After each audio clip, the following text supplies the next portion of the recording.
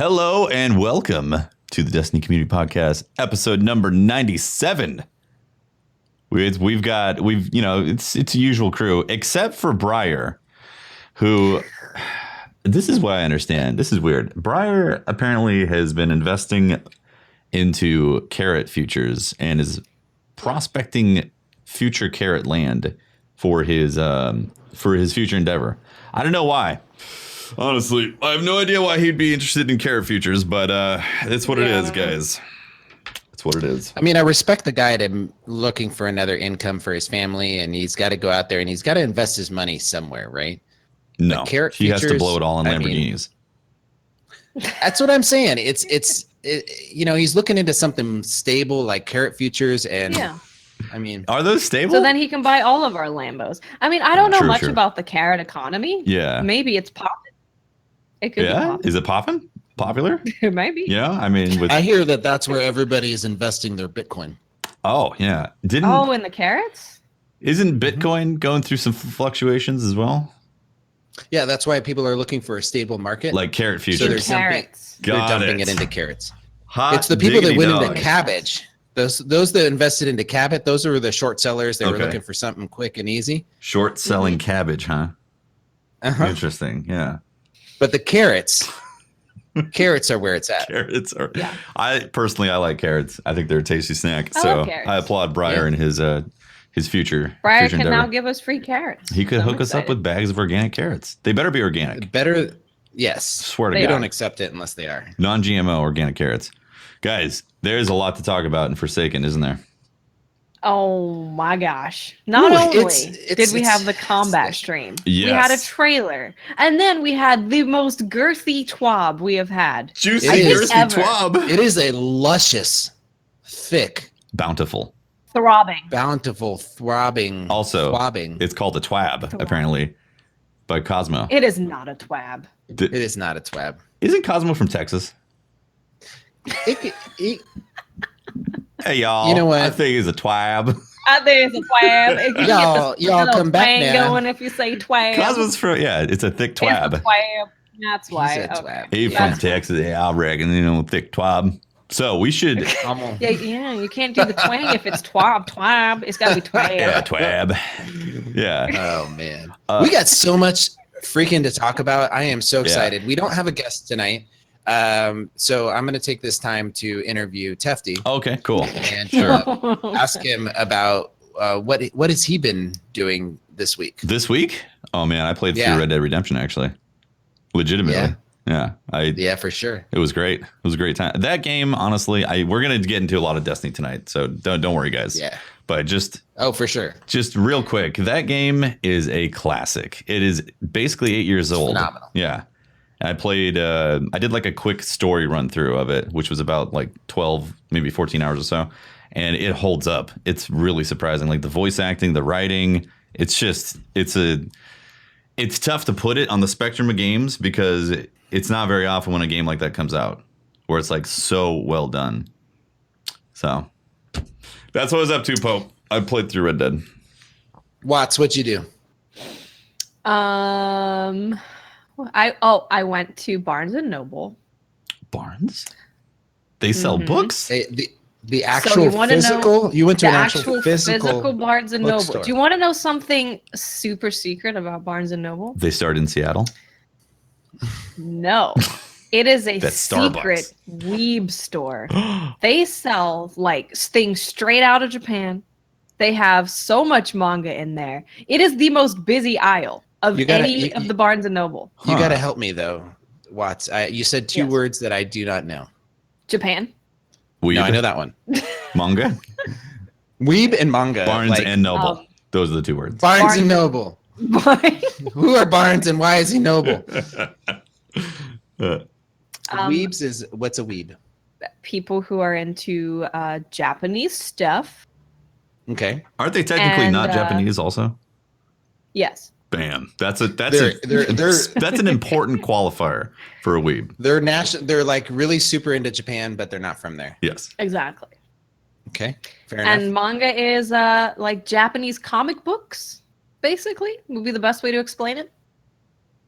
So that aisle is always are these the ones that packed read aisle. backwards and upside down? Yes, that is how Japanese is read. No, but Wait, I is that mean, real? even the Yeah, Is you manga go from actually- right to left. They have Yes. it reversed? Oh, I didn't know that. and even the translated ones, right? Yes. Yeah, they don't reverse it. So like, I saw somebody tweeting about this. The only reason why I know about this is from Twitter, and somebody said that. Did you hear my daughter? Yeah. Okay. She's excited about the manga. They said they returned the book because it was printed improperly. Oh. It was. Is bound that backwards. serious? Yeah. That's how you That's filter out unfortunate. weebs from non-weebs. Yeah. If they return the book because it's backwards. Yeah, exactly. Okay, that's very exciting. Awesome. Well, Well, we've got you were a- just like teaching kids or something, right? Yeah. Did you have anything weird. happening this week? Did you put out a fire? I opened up my school. Nice. Pope Bear's 15 School for the Gifted. 1,500 families came through and registered their kids, and I just spent 2 days doing professional development for my teachers. It was good. That's pretty pro, man. We had a really great speaker today that talked to us about just putting our mindset into how students are coming to class and what they bring with them, and how to put yourself in that mindset. And Nice. it was good. It was a really good emotional day. You know, that's great that you're furthering the future of America and putting in good stakes. They're in there. Don't worry, America. They're in my hands. Is that what you're trying to imply? Maybe, I don't know. Everyone's Maybe. very scared right now. You know, you got to groom the kids for the future to take over the country, right? I feel like this is loaded comments. No, that's I very feel real. like It's I feel obvious. like this podcast and gaming in particular is a way for me to release a lot of my stress and anxiety and be myself. And so yeah, I know how to clean it up and be professional and do know the how to thing that I sauce it do. up, lay it on thick. Yeah, but part of the reason why I can do that is because I jump on here with you nerds and talk about video games. You know. Well, Speaking of video games, let's talk about. We should go in order of reveal stream, Dreaming City trailer. And then TWAB, right? The TWAB. We gotta talk about that. There you go, TWAB. TWAB first. Okay. So yeah, let's talk about that reveal, that combat reveal stream. What was it, about an hour, right? Yeah, a little over an hour. Yeah, a little over an hour. and 10. They had it showcased how to not engage enemies with a triple shotty. You know, like if you're trying to run triple shotty, it was a prime Don't do example this. of what not to do with, and also maybe like examples of how not to aim. You know, it was very educational. I was very happy about it. How not to use your Icarus mod. It was interesting to watch them play. Their gameplay was interesting. For the record, if you're in front of 30, I don't know how many people were watching at the time. Do you know? There were a lot. I think the number I last saw it at was like 68,000. Okay. No matter how good you are, if you have 68,000 people watching and you're aware of it, it can shake you. So, especially when you don't do Ninja- that as your job. yeah, Ninja wins at Fortnite all the time. yeah, and he does it every day. So if you're every once in a while you suddenly jump into 50,000 plus people watching you, no matter how good you are at the game, if that's in your mind, people like Tocom and Cosmo can get shook a little bit. Well, some things And happen. they got shook. Yeah, They got shook. yeah. So We learned a lot. we did Jesus. 3-tab hand cannons. We right? learned about random. Oh my gosh. So speaking of 3-tab hand cannons, there was a hand cannon that they were using during the stream. There was clearly a 180 archetype, Yeah. which is Yes, the it faster was. firing hand cannon. Mhm. That hand cannon 3-tapped. Yes, it did. And it did with a really interesting perk. Yes. So there's a perk on this weapon called Magnificent Howl, where when you hit 2 precision shots, it makes you do a butt ton more damage. I think it was A like lot more. 225% damage increase. Wow. So it went from 66 headshot to like 88 body. 88 body shot. Yeah. Mhm. So Which it was a enables 3-tap, you with two head, one body.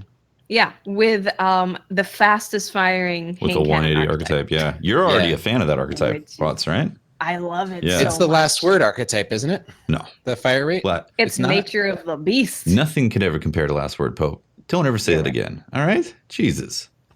All I'm trying to say is that we don't necessarily need the last word. We've got all these Once cool again, legendaries. hold your tongue. Do not ever talk that way about the Last Word ever again. It is my beloved. All right. I believe that gives it the fastest time to kill in the game. Yeah. Right. Like 0.50 or 0.60. 0.6 or something. Yeah. You have to have that set of perks, right? And you have to be accurate with it, right? Yeah, absolutely. Yeah. I mean, it's crediting somebody that has precision accuracy. Yeah, exactly. Like, and it should. I mean, if you can pull your shots off, you should be rewarded with that stuff. That is very exciting. Is that so? I've only seen Twitter discussions about that. Was that a gun that's going to be the season 4 Crucible reward? Competitive. Yeah, the competitive reward for that gun, right? So, Yep. if you are if you're a Slayer and know how to roll with the team, and you're successful in comp, you're going to be able to get that gun, right? I'm going to have to grind real hard. I'm hoping comp is more fun. Right? A little more changes. I hope my radar comes back. That would be great. That'd be nice. That'd definitely be nice. Yeah. Yeah. Yeah. So I'm assuming that's the only gun that's going to have that perk, Yeah, I would assume so. right? Because it's going to be special. Yeah. Yeah. I'm going to probably want to try to get that because like this season's gun I would like, but I'd like it for PvE. But that gun, that 100% sounds like something I'd like to use in the Crucible. Yeah, for sure. Mhm. And I know they talked about making comp not take as long to get to that rank. So I don't know what they're planning on doing to change it up. But I think they've got some things in the works to make it less Mm-hmm. grindy for people Yeah. to get it. So we'll see. In the TWAB, they talked about trials getting shelved for season 4. Hiatus. So so most likely that comp playlist is going to be more full, I'd imagine. More people interested I think in so. it. I think instead of people doing the trials carries, like all those guys might actually move into comp carries. Oh, yes. I could totally see that being a thing. Yeah, that already happened. But yeah. why do you think they were doing that? The trials thing? Oh, why are they putting off trials? No one really plays trials anymore. I think trials coming. So Destiny 1, when trials came out, it was a huge success. Mhm. Like it was something that was so unique and amazing for Destiny. Mhm. And then going into Destiny 2, it just was not what it was before. It wasn't unique. It wasn't exciting. It was just comp with different rewards, right? Yeah, but I think they're putting it on the shelf to bring it back and make it its Right. own special thing. so there's a couple reasons why that happened, and one of them is they changed the fundamentals of the game, for the actual PvP. So it was less enjoyable for that, and then they also took away the boon, and then they also made it essentially cosmetic things for if you go flawless. And part of the reason why Trials was successful in D1 was there was actually rewards that were tied to the lighthouse that you could only get from the lighthouse. Like that solar hand cannon, like the solar jewel, like that was something that I absolutely wanted, and I tried to get, and I did get, obviously, in D1. But like it was something that kept me going. Like the other weapons that were lighthouse variants that added an extra perk to it, even though the perk wasn't insane or anything like that, it still was something to chase after. To have the Doctrine of Passing that was like the full version of Doctrine of Passing. Like those made trials exciting. I completely agree. Yeah. People loved watching trials too. Like even if people didn't like playing it, trials was such an exciting experience to watch. Mhm. It was and I think elimination is a big part of that. Yeah. Where you have it come down to the wire of that middle cap point. It's you versus 3 people and you're trying to pull it out. It was very exciting. So I think that I definitely would prefer for them to put it away for 3 months and work on it and make it amazing and fun and exciting and bring it back. So I'm hoping that whatever they plan on doing, it is super exciting. Yeah, that makes me excited for the next season because we're gonna have a ton of stuff to do in Forsaken. Oh yeah, a ton of stuff to go after and grind after, and then like suddenly there's gonna be a new Trials, and hopefully they hit it on the head. Yeah. They did the first time. So I think they just need to look at what made Trials so exciting for people to play and watch and just make it that and improve on it. Yeah, exactly. Yep. Yeah, so that was a little out of order from the TWAB discussion, but that's okay. We'll probably like touch up on that again. Yeah, so the reveal stream, they also revealed that weapons are getting masterworked differently, right? There's going to be like 10 levels of progression for it, and it's going to be relatively costly to fully masterwork a weapon, right? Yeah. Yeah, and it's going to be more powerful for the perks. So correct me if I'm wrong about this. So you're going to have these new mod slots. The mods are getting completely overhauled, and there's going to be these new mods that are going to be interesting. And then the mods are going to be directly affected, or the power of the mod is going to be directly affected by the masterwork level, right? Am I correct in assuming that? I thought it was like you could have, for example, you get the range, I guess, perk added onto a hand cannon. Oh, and then as you're leveling up the masterwork, it makes the range higher. And then you have the separate mod that's like Icarus. So it didn't affect the mod at all. Correct. Okay, my bad. I was mistaken on that. So yeah, so you'll be able to essentially grind more for the weapons that you're interested in, and keep the progression going, right? Yeah, so you can get that. You can look for that masterwork that you want. So say you want range. So you're going to be looking for a bunch of things on a weapon, right? You're going to be looking for the roll that you want. You're going to be looking for the masterwork that you want. And then you're going to be looking for the mod that you want to put on. So there's actually a lot of things that you're putting into your weapon now. It's not just masterwork and that's it. You're looking at the roll, you're looking at the masterwork, and you're looking at the mod, which is exciting. You get to invest so much more into your weapons. Yeah. Did they say what it would cost? Specific. I know they said it was going to be more costly in general, but I don't know if they gave us an exact amount. They gave us a breakdown. They gave us a breakdown of it on how much exactly it would cost. I was looking up for that tweet right there. It was like 26 legendary shards and like a bunch of glimmer, and it was per level or total. I think it was total. Because I think it started with just requiring glimmer, and then it was like glimmer and legendary shards, and it was glimmer and legendary shards masterwork cores. So I think it keeps stepping up, requiring more and more. Okay. Yeah. I mean, that's cool. Like one of the problems I had with the masterwork stuff was like, okay, cool. Once you get something masterworked, that's done. That's the progression of it. And more of these horizontal progression things in the game is what makes people feel like they want to come back every day and do things like bounties and work on stuff. So if you can give more of that horizontal progression with Masterworks, that's like, in my opinion, that's a step in the right direction. So you can get any legendary and suddenly start working towards making that thing level 10 Masterwork. Yeah, and what's super exciting is the amount of grinding you're going to be doing to get your perfect weapon. So now with mods, you can actually dismantle a weapon that has your perfect mod on it, and it will give you the mod. Gives you the mod so you back, can be like, oh, I got a better devils to drop. This roll is really cool, but this mod really sucks. So then you wait and get more drops of different weapons, and you can be like, oh, finally got the mod that I want, and put it in that roll that you really like. So it's just, there's so much more investment in our weapons. Yeah. It's actually kind of crazy, the difference between what we have now and what we're going to have. Yeah, and those mods look really cool. Like one of them was increased damage to bosses, and then another one increased damage to mini bosses. Then another one was increased damage to like, I don't think it said red health enemies, but it alluded to red health enemies, right? Like yeah, minions. And then there was one with the radar coming back faster and all that stuff. So they're quite meaningful mods that you're really going to want to have, your perfect PvE loadout where you have more damage to bosses on your power weapons, for example, and then you're gonna. So if you have a Beta Devils, for example, you might have a PvE one, you'll have a PvP one, you'll have one where you're fighting against combatants on vehicles. So there's gonna be a lot of grinding, a lot of investment, and I'm really excited. Yeah, like I could see to care about my weapon. Exactly, I could see putting like the boss damage on the Ikelos Shoddy, because you're gonna want to do the most DPS as fast as possible to a boss. That's right. But then like Midnight Coup, for instance, would be perfect to have like regular minion cannon fodder, essentially. Yeah. But we did hear a little bit of news about the Ikelos shotgun. Right. That is, should we save that for the TWAB?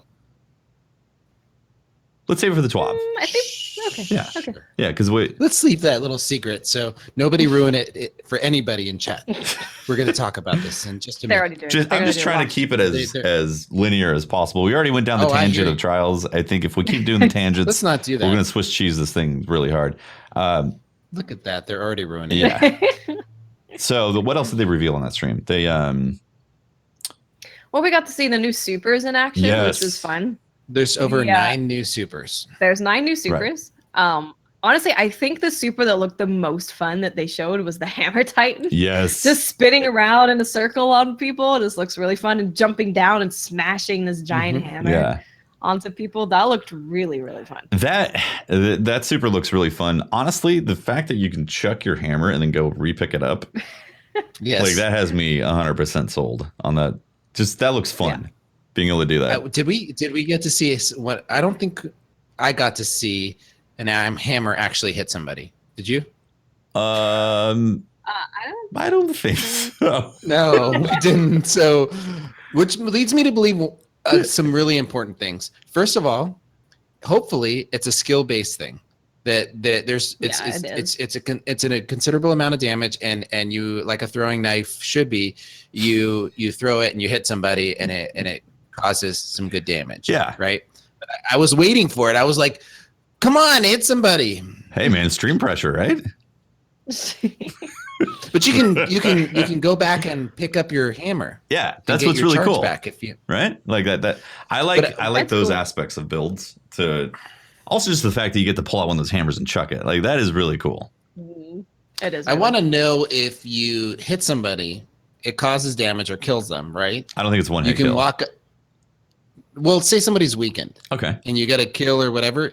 Can you get your hammer back? Can you walk over to their body and like teabag their body and pick up your hammer? Keep chucking the hammer? I mean, and then throw it down again and then pick it up again while teabag. Just keep going. Man, once again, so toxic. My God. All I'm saying is I want to pick up my hammer off of a dead, lifeless body. I should be rewarded for being able to smash somebody with it. Yeah. Mm-hmm. Yeah, that's just like I wish hunters, if they got a one-hit kill with their precision knife, you should be able to walk up to the body and just like yank it pull out of your the skull. Knife out of the guy's. Just.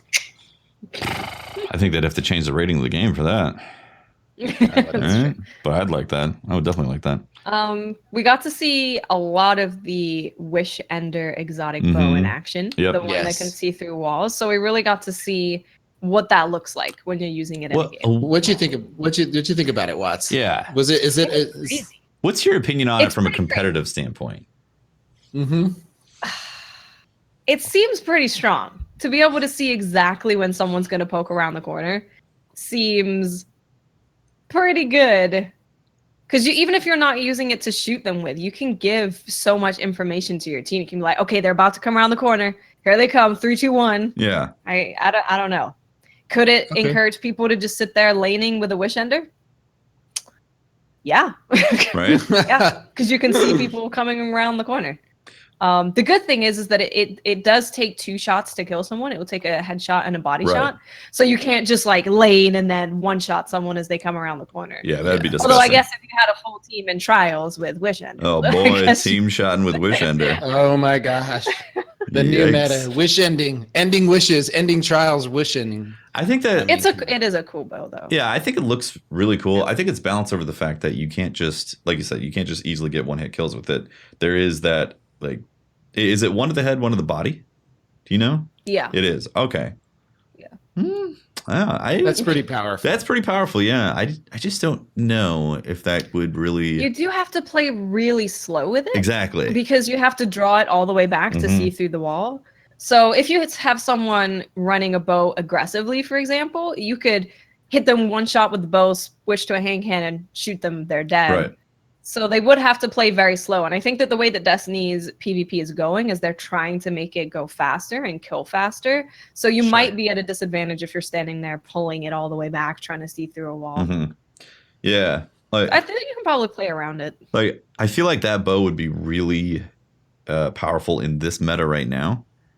But with everything's getting reduced in terms of time to kill, and like one hit, shoulder charges are coming back. Like, imagine somebody's trying to peer around, they're doing the Wish Ender thing, and like all of a sudden, boom, shoulder charge, you're dead. A Titan comes around the corner, bam, or just primary shoddy or something. Like, I feel like those are going to counter that pretty heavily. So I think it's going to be a fun gun to use, but I'm not sure if it's going to be like the top tier.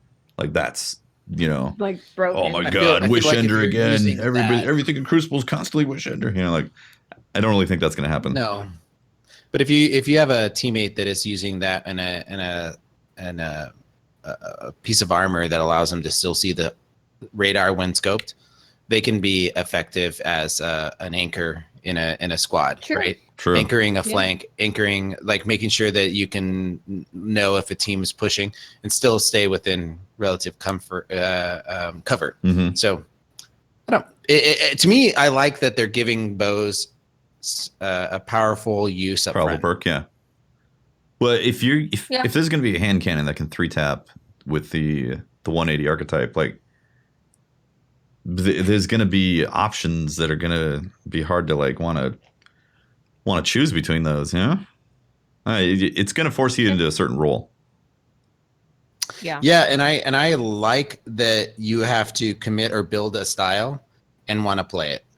Like to get the most out of it. I think that's what I felt like Destiny 2 was really missing, was that commitment to a play style and to master it and really like kind of plan your character ahead of time and go, I'm going to do this type of play style. It left too much up to the weapons and not enough to the armor and, you know, class selections. There's so many options now that you're going in there and you're going to go, okay, I really want to play this way. What's that, Watts? I was just saying, speaking of armor, we got to see that armor's also got random rolls on it. Yeah. Yes. So we saw that the Titan had, I believe it was sniper rifle ammo, so he held more sniper rifle ammo. And then he had, what was it, more aim assist with pulse rifles or something like that on the armor as well. Which doesn't make any sense. And then they added a mod that lowered the cooldown of melee. Yes. So there's so much that goes into building your character. You're looking for the right random roll on your armor. You're looking for the right mod for your armor, your weapons with random rolls, the right masterwork, the right mod. It definitely feels like there's more that you can look into building your perfect way of playing. Yeah.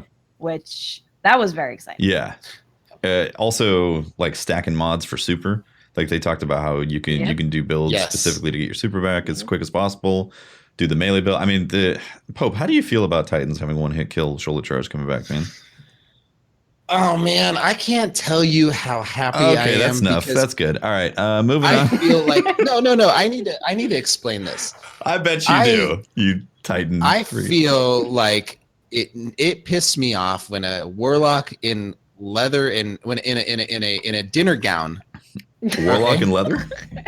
A warlock in a dinner gown can out melee me, and I'm a tanky, like, you know, punching class. Maybe there needs to be. Maybe you weren't huffing the ether, man. All I'm saying is that running up to somebody and shoulder charging them and sitting there as you recover from your melee, you know, you shoulder charge into them and then you're sitting there and there's a delay and you're like, huh. Yeah. And during that delay, a warlock can melee you twice and kill you, and you're like, okay. Yeah. That's really not fun. So I feel you on that.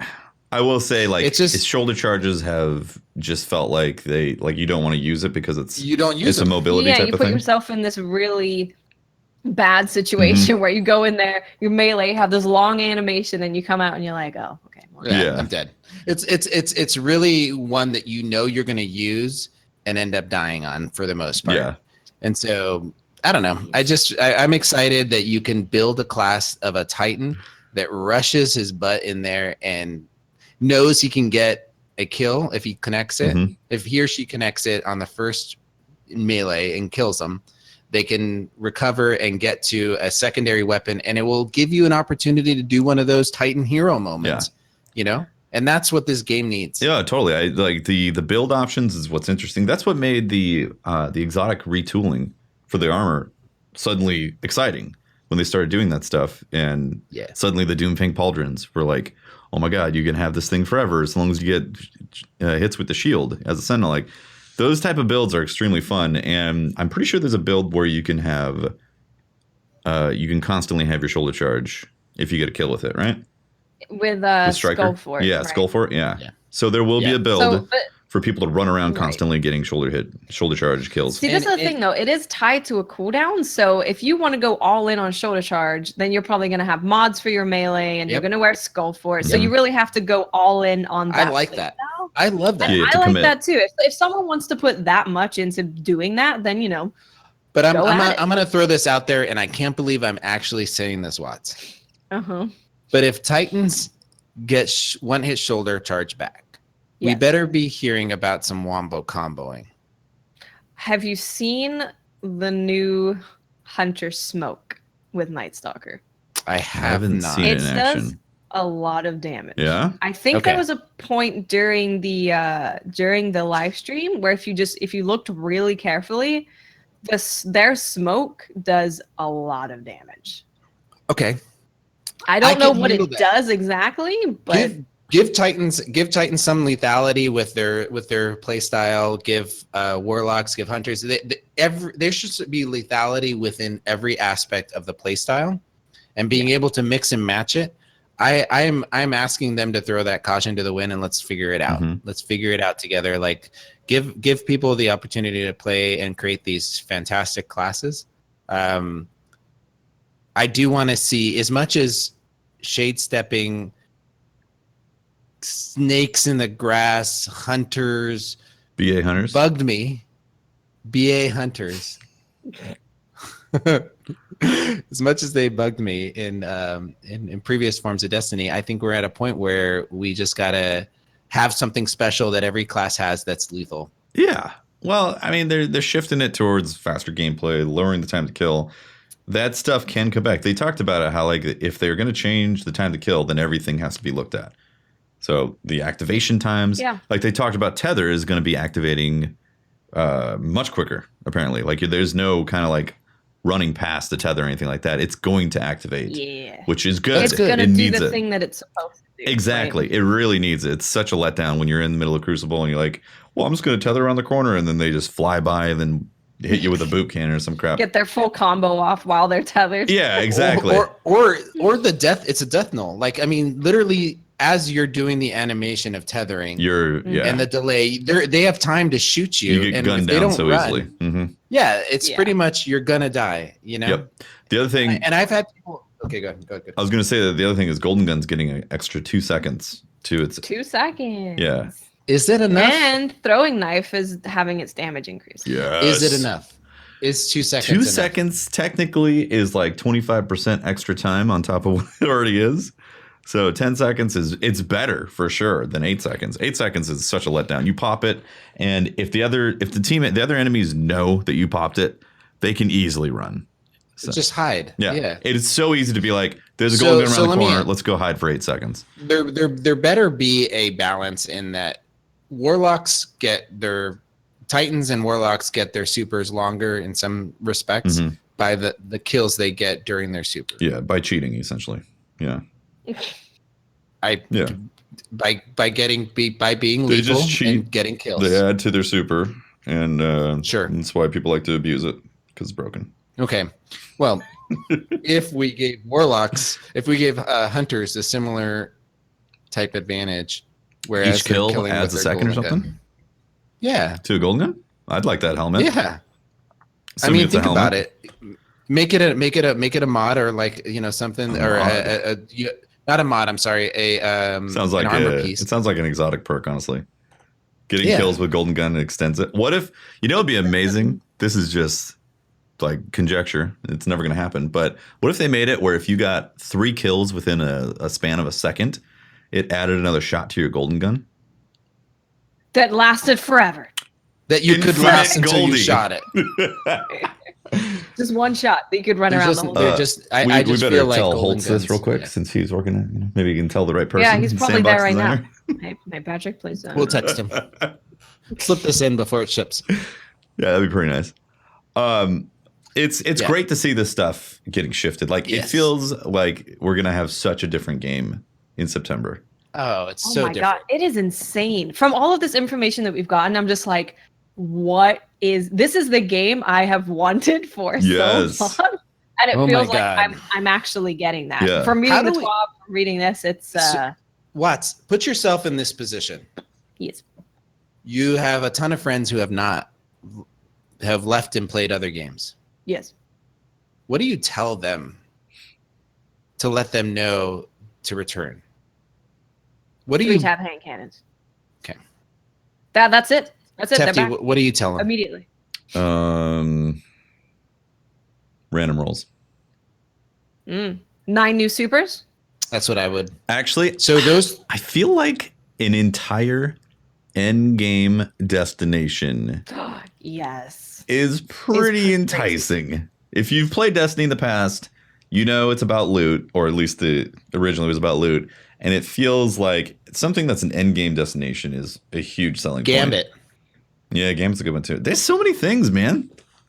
So this is what I'm talking about. We've never had an end game location before. This is the first. This is a location that once you complete the campaign and you get to your max level, you have a location that is all about end game loot. Yeah, end game activities, end game loot. I can't wait to talk about that. The trailer on that got me all fired up. I've got all kinds of conspiracy theories going on in my head. The trailer was just like, I thought we were doing this. Bungo's like, but there's also this other thing. I got amped. I watched it and I jumped up in my office and I started running in the circle. I had to get. I was like, the trailer just launched. I was like, I gotta go to my office to take care of something. It's exciting to see that. I mean, like, so both the Tangled Shore and the Dreaming City are supposed to be the size of EDZ, right? Was that what it was? Or Nessus? Roughly the size of Nessus? Like, they're going to be big areas. They're big. They're big, essentially. And one of them is dedicated to endgame. I mean, that is exciting. It's not like there's only going to be one or two type of activities that are going to have loot that you want to chase. It's like there is going to be this changing thing that's going to be full of secrets and things that you want to dig into and hunt after. That's what we want. As like, I have a really ridiculous theory about this space, and I don't know if we're ready to go there. Let's have it, man. Let's theorize. All right, in the trailer, I know some people thought of the ticking clock, the sound, as an element a sound element to cause drama or tension in the trailer. But what if? Okay, spinfoil hats. Okay, I got it on. What if that's a reference to time, as in time cycles of the day? Oh, it changes? At night, the Dreaming City, like, evil forces come out. It becomes a nightmare? And it becomes a nightmare realm. Oh, that would be awesome. Oh, that's holy pog team. Warframe does that with the Plains of Eidolon, where like the Eidolons come out at night exclusively. Like you can't fight them unless it's nighttime. If they did something like that with Dreaming City, I would be like, shut up and take my money. That makes so much sense, right? Because it's the Dreaming City, and then they're talking about there's this nightmare. Yes, exactly. In the Dreaming City. And if you're for the Fearless, and what it does is in the graphic, it shows this peaceful city where you're there during the daytime and you can do stuff and you can go to vendors and things like that. And then at night it shifts, and then in the graphic it shows it flipping upside down, right? And then it says those that are like, you know, crazy enough to fight in here, there's powerful rewards if you stay at night and you go in at night.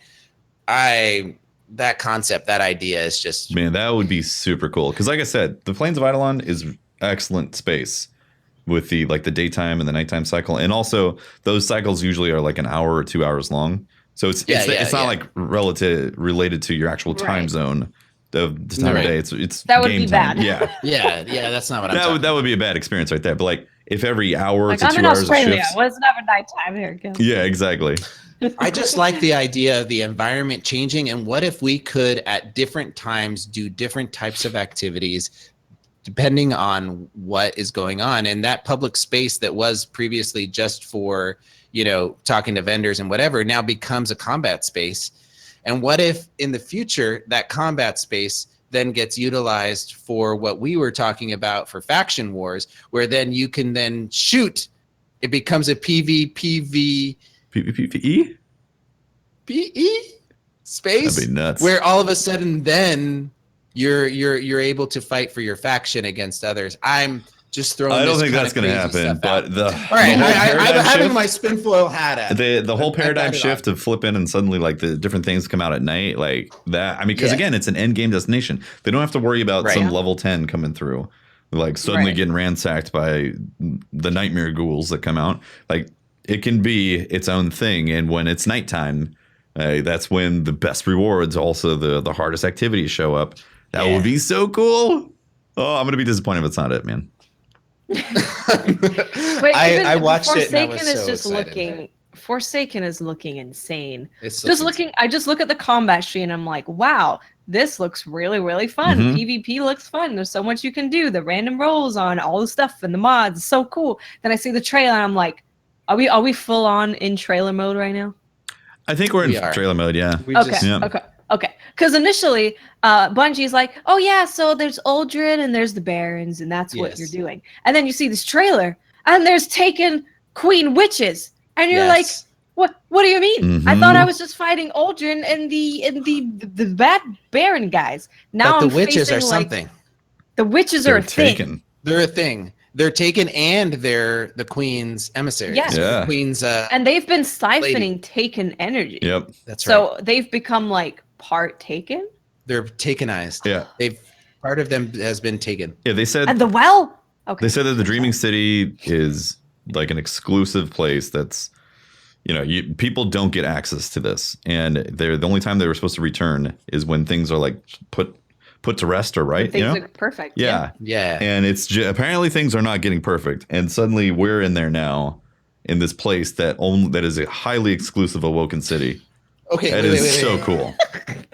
Jesse. Yes, Pope. Do you need to go to the bathroom? So, no. What if? All right. The world triggers into a nightmare realm. Okay. Okay. Yeah. Then, to get the nightmare to end, Gallahorn. whoever's in that collective space has to work together to kill something. That then, Like a you leave the nightmare. global public event. That's right.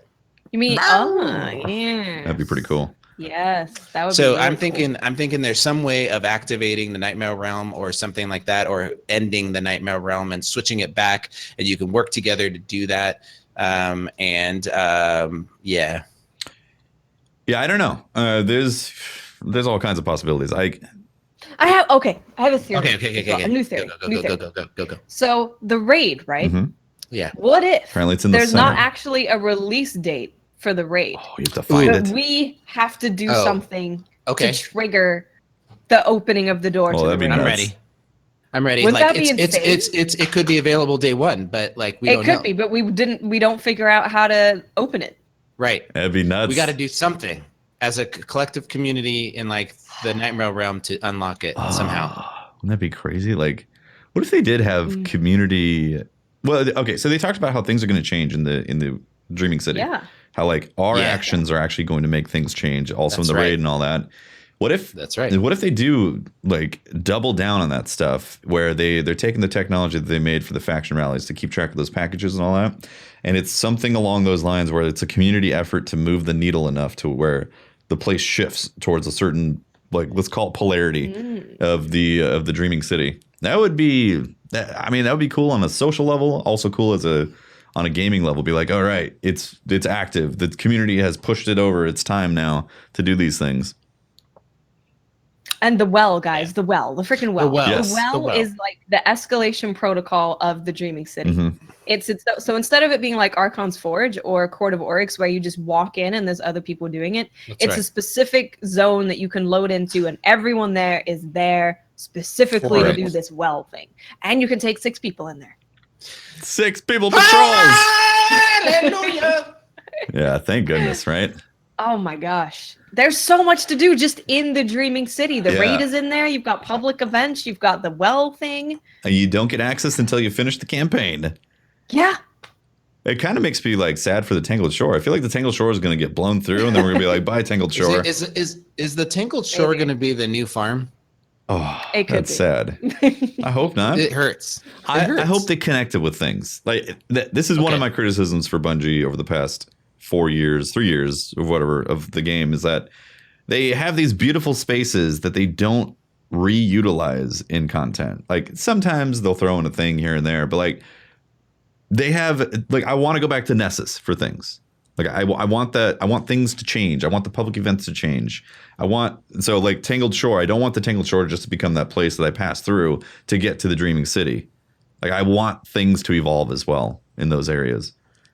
I don't think they're going to do anything for the D2 vanilla spaces for Forsaken, but it would be really cool if they expand those things.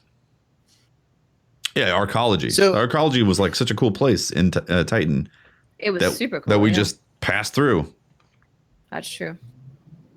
So I think we could slow it down just a little bit. I think we've got excitement at a very high level.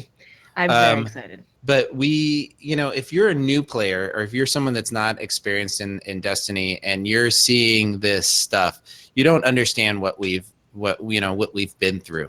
We've had to walk to school barefoot in the snow both ways uphill. It's been bad. So we're really excited about some of these changes. But the uniqueness of these trailers that are coming out and the content that Watts is like portraying, this excitement for an escalation protocol where you can bring 6 players in, where you can get to a raid activity that's an end game destination. These are things that we haven't had as a community in Destiny, and something that has been really exciting for us and we've been talking about for years. Mm-hmm. In the trailers that came up prior to this, we've seen that Cade 6, a very well-respected Vanguard, an Exxon, well-loved, a hero of many of the Did you just say Titans? Guardians. I did say Titan. A hero gets killed, right? In one of the very first trailers that spoiler. And by Aldrin, and he becomes enemy number 1, and we find out about these barons, and we find about this land that we're going to have to go to, that the Awoken live in. Mm-hmm. And is and we know we've got a battle to fight there, and they just keep peeling away the layers mm-hmm. of that battle. And what's surprising to us, and you have to understand from somebody that, just speaking for myself, somebody that's been following Destiny for the last 4 years intently, the layers that they keep peeling away, it's just, and another one. Yeah. Mm-hmm. And another one. And these are just layer on top of layer of what we've been asking for as a community. Exactly. Like all the stuff that we're like, oh my God, why were these decisions made when we could have been going down this path? Suddenly it feels like all those things that we want them to go down the proper path is happening for this DLC. I'm sure there's going to be things that we're going to complain about in the first couple of days. Yeah, for sure. But I just don't want this podcast today to be about that. No, I want to complain about everything. First complaint. Why is it not September 4th? I want to be back to the old days when we were just like really excited about playing Destiny. I'm so excited. Yeah. This it feels like Bungie has figured out what their game is, honestly. Like this was kind of the first to do this kind of thing on a console, and it seemed that they didn't really know which direction they wanted to go. Do we want to make PvP competitive? Do we want to make it silly? Do we want to make it super grindy? Do we want to make it accessible to just everybody? Mm-hmm. And now it's like, okay, puzzles, secrets, mystery, grinding. They're going like right in on that. Yeah. And that is so exciting. And they gave us a taste of that with Warmind and how that stuff is progressing. And like, it makes me super excited that it's like, here's a taste, and then here's a full expansion that's going to change the next year of Destiny. Oh, it's just, I don't know. I'm so excited. I'm so excited for Forsaken. I get to be a space cowboy, and then I also get to fight like Taken witch ladies. Taken witch ladies. The Teshurun. You know how people were calling this next thing the Taken Queen? Because we had the Taken King. Right? And this is the Taken Queen. And it just might be. People were actually right about the Taken Queen. What if we as a community manifested the Taken Queen? Maybe we started saying the Taken Queen, and Bungie was like, we called it into existence. Do you remember when we were complaining that we should just be fighting just like a gigantic shank? Mega Shank, yeah. And then we got a shank boss. All praise Mega Shank. I love a Mega Shank. Maybe this is Bungie trolling us again. Like they're giving us what we asked for. No, they definitely are. I mean, they've been listening heavily with this.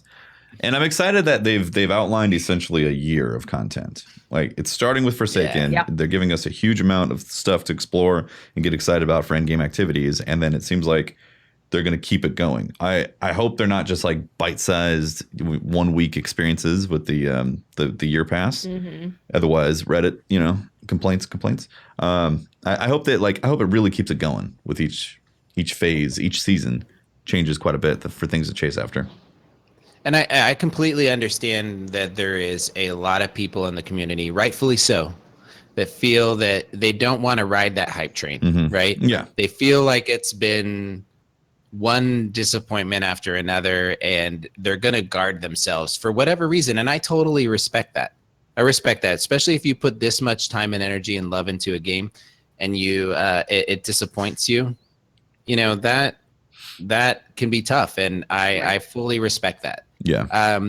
To me, the midnight releases, the staying up, playing with my son, the excitement of talking about Destiny over the dinner table, these are things that are part of my enjoyment mm-hmm. of video games. Yeah. And I have to absorb and buy into that hype to a certain degree. I allow myself to get excited because this is part of that cycle for me. That's part of that enjoyment of it. And so to put on the spinfoil hat, to think of crazy theories, and to dream big is I don't know. Nah, Pope, I'm gonna wait for the reviews before I buy it, man. Screw that. I can't help it. I'm too excited. I've been burnt too many times. I want to scream. I know there's people that feel that way, and I totally agree. Yeah. I totally see that. I understand it. I am pot committed, and it's not because I do content for Destiny. Because you're excited about the franchise. I love the game, excited about the franchise, and I get it too. If you want to wait, totally wait for reviews. Wait, you don't have to be the first one jumping in. But for people who are excited about the game, this stuff is like Christmas right now. It's so cool. Should we talk about the TWAB? Do we want to jump into the TWAB? Yeah. Oh, it's a beefy. Wait, it's not just a TWAB. It's a throbbing. It's a thwobbin. It's a throbbin twobbin. It's a twobbin. Leroy and the throbbin twobbins? That's what it is. It's Leroy and the throbbin twobbins. Yeah. It sounds good to me. It's a new level of That's twab. The name of the podcast, Nick. Leroy and the throbbin twobbins. Leroy and the thwobbin twobbins. All right. So they released a healthy, mighty, girthy, thick TWAB today.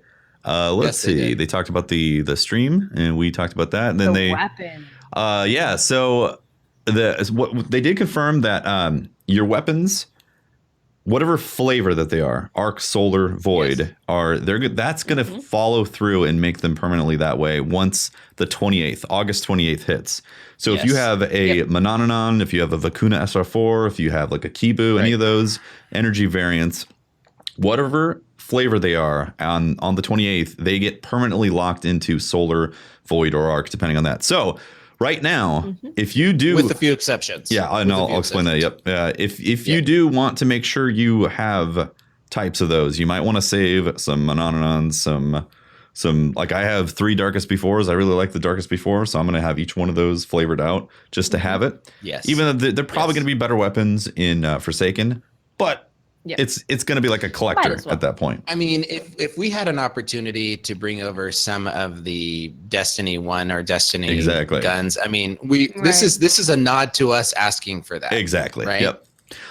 So there's a few exceptions. One set of exceptions is the Ikalos sniper rifle and shotgun. That's going to be locked to solar, so you won't be able to line up Big Mood into Void with the boop cannon. They are actively preventing that from being a possibility because they're aware of the DPS potentials. There's also here's a set of legendaries that will be moving to kinetic. So they are taking some and permanently removing them from energy or heavy and putting them into the kinetic slot. I cannot believe. I know. This list, I was like, this is huge. What? So Balligant, the shotgun. Shepherd's Watch, that's a sniper rifle, right? Pretty sure that's a sniper. It's a good one. Hawthorne's Field Forge Shoddy, that's going to become kinetic. Alone as a good God, shotgun. the sniper rifle from the raid, Leviathan, which has incredible, insane in PvP. yeah, like it's got snapshots and it's like just a couple frames. It's like boom, it's a ADS. Perfect Paradox, which is Saint 14 which shotty. is I love that shotgun. Yeah, it's a good shotgun. I don't have big mood, so that's my baby. you got a big mood, Pope. Trust me, I see it every week. You got big. I think I saw people saying, "Oh yeah, you're gonna put the Icalo shotgun as solo." Well, I still have my Perfect Paradox that's void. No, You don't. No. not anymore. Perfect Paradox is getting bumped to kinetic. Frigid Jackal. Which one is that? Is that the sniper from? That's a sniper. That's a sniper from Warmind. Yeah, Yep. that's and it is. It's really that's good. the Braytech sniper. It's one of my right? Yeah. Yeah, Frigid Jackal is really good. Really good. And then Silicon Narama, which is the Brachian Nightfall reward The sniper. Nightfall, yeah. And it's also 3 of my favorite sniper rifles are going to kinetic. I'm really excited about Yeah, it's pretty intense right there. There's some big changes, but also means that they're doing some big moves. Big mood, big moves. Forsaken's happening. Let's see. Then they talked about the Dreaming City trailer, and then how to become legend in year 2. Weapon tuning systems are not the only thing. They're going to be changing Forsaken. When your next journey, you'll also discover new ways to earn rewards and become more powerful. The investment team wants to give you a sense of it. Here are high-level goals for progression and economy in Season 4. They want to bring back the days when you are impressed when you see somebody at max power in the tower. I think that's great. So getting the max power is going to be hard. It's going to be Sounds hard like and it's it. going to be important. You're going to be like, that's really cool that you hit And max.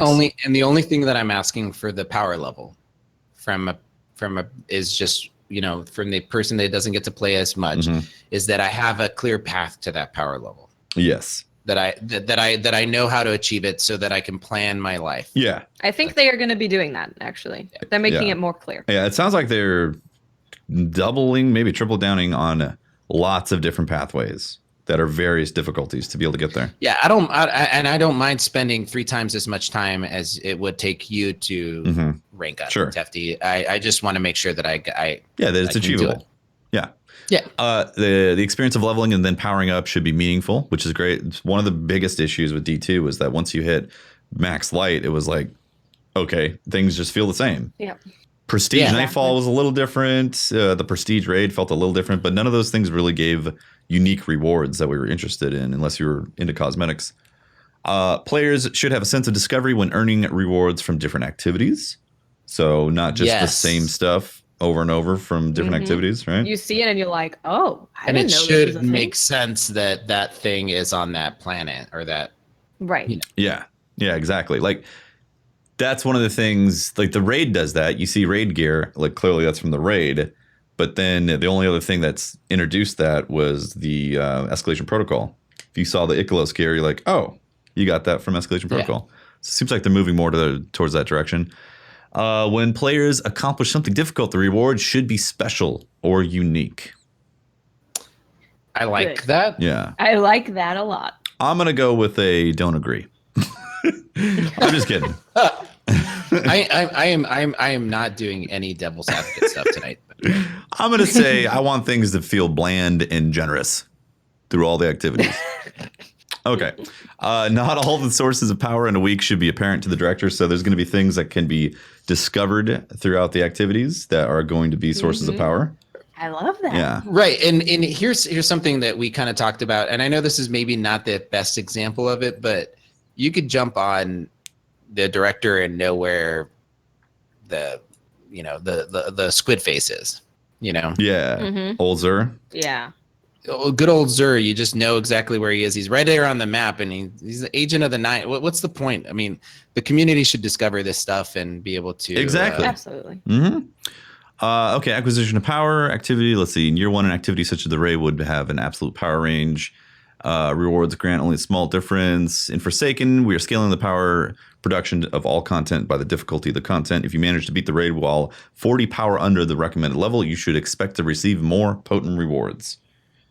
That's really good. Because it sucks to be like super low and you do something very difficult and then you're like, oh, I gained A level. Yeah, A light level or If you played perfectly because you were so underleveled, you should get something substantial from that. Because it's difficult. Like when people were completing Spire of Stars on the first day being very underleveled, them completing that, they should have got something. Exactly. Because it was very hard when you were underleveled. Yeah.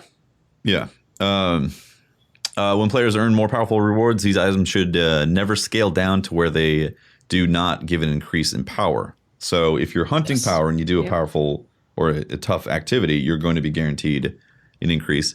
Even if your power is 100 over an activity's recommended level, it should still grant a reward at least one power level above your current average. This means that players should still benefit when grouping with teammates who haven't accomplished as much stuff. That's great. Yeah, I like this. That's so good. You're not going to see a big jump. Mm-hmm. Yeah. You're not going to see a big jump, but say if you know, like if I'm playing my mom, for example, she's never completed the Nightfall. I'm like, damn, I already did it 12 times with other people. And I'm like, you know what? I'll jump in. I'll help her. We're going to do this lower level activity. I can still get something from that. I'm not wasting my time. I'm not sitting there thinking, oh my gosh, I need to be grinding. I can't play with you. I'm sorry. Yeah. I can still get something out of it. Even if it's a small jump, at least you're jumping. You're jumping. Yeah, you're measuring progress. That's the point. Yeah. That's the point behind the power grind.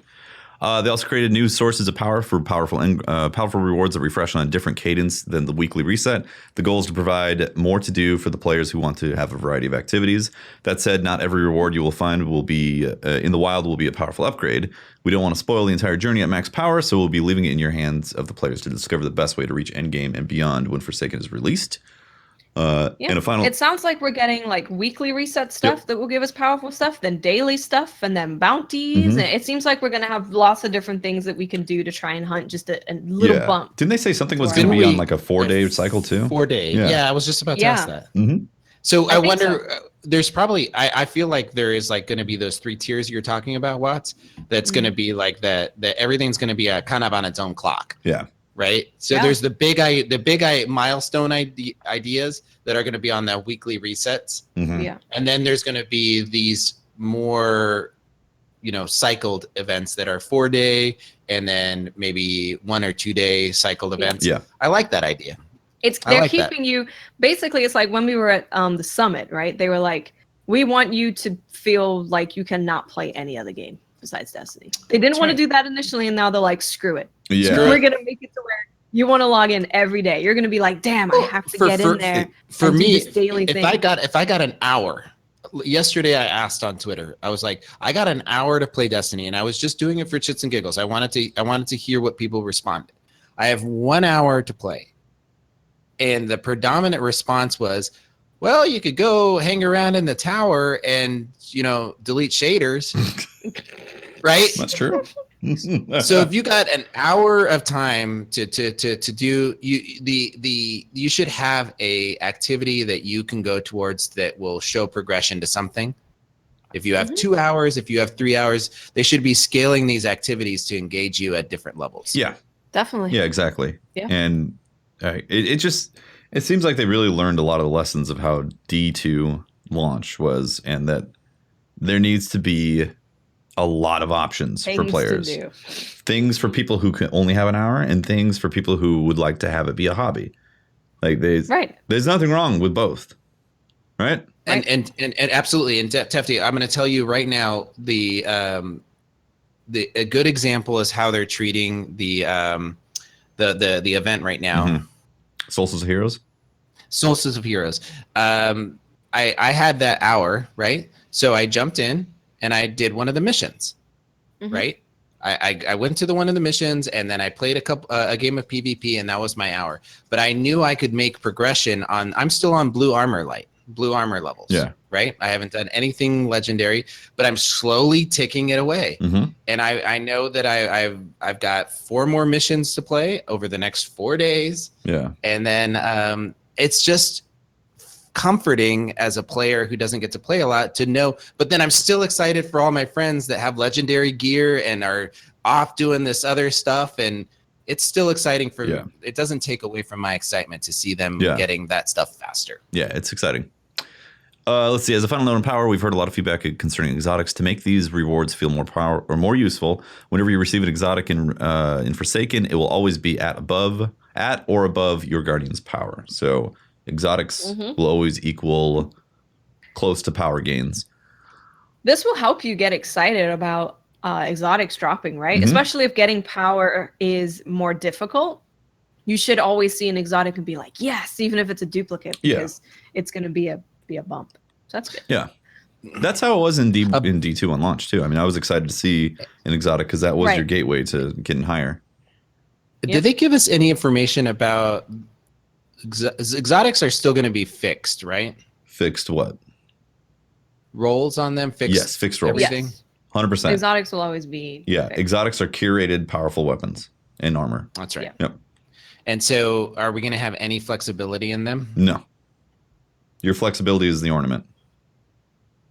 Oh, you talking about like how D1 was, where you had options? Yeah. Yeah, I think they've moved away from that. I mean, I don't know. Maybe they do bring that back, but it seems like they want exotics to be, this is how the exotic is played. Because I feel like there's some exotics that really, I hear you. I hear what you're saying, and I was just hoping that maybe we'd see a return to some of that flexibility, because some of those perks really feel like they can scale a item. Instead of, we talked about how exotics can be sometimes broken in PvP, so they don't get to shine in PvE, right? And so that kind of balance. I always thought that exotics could carry a perk selection system that would almost lend itself to, hey, this is the perk selection if you're going into PvE that's going to make it badass. And here's a perk selection that's going to make it effective in PvP.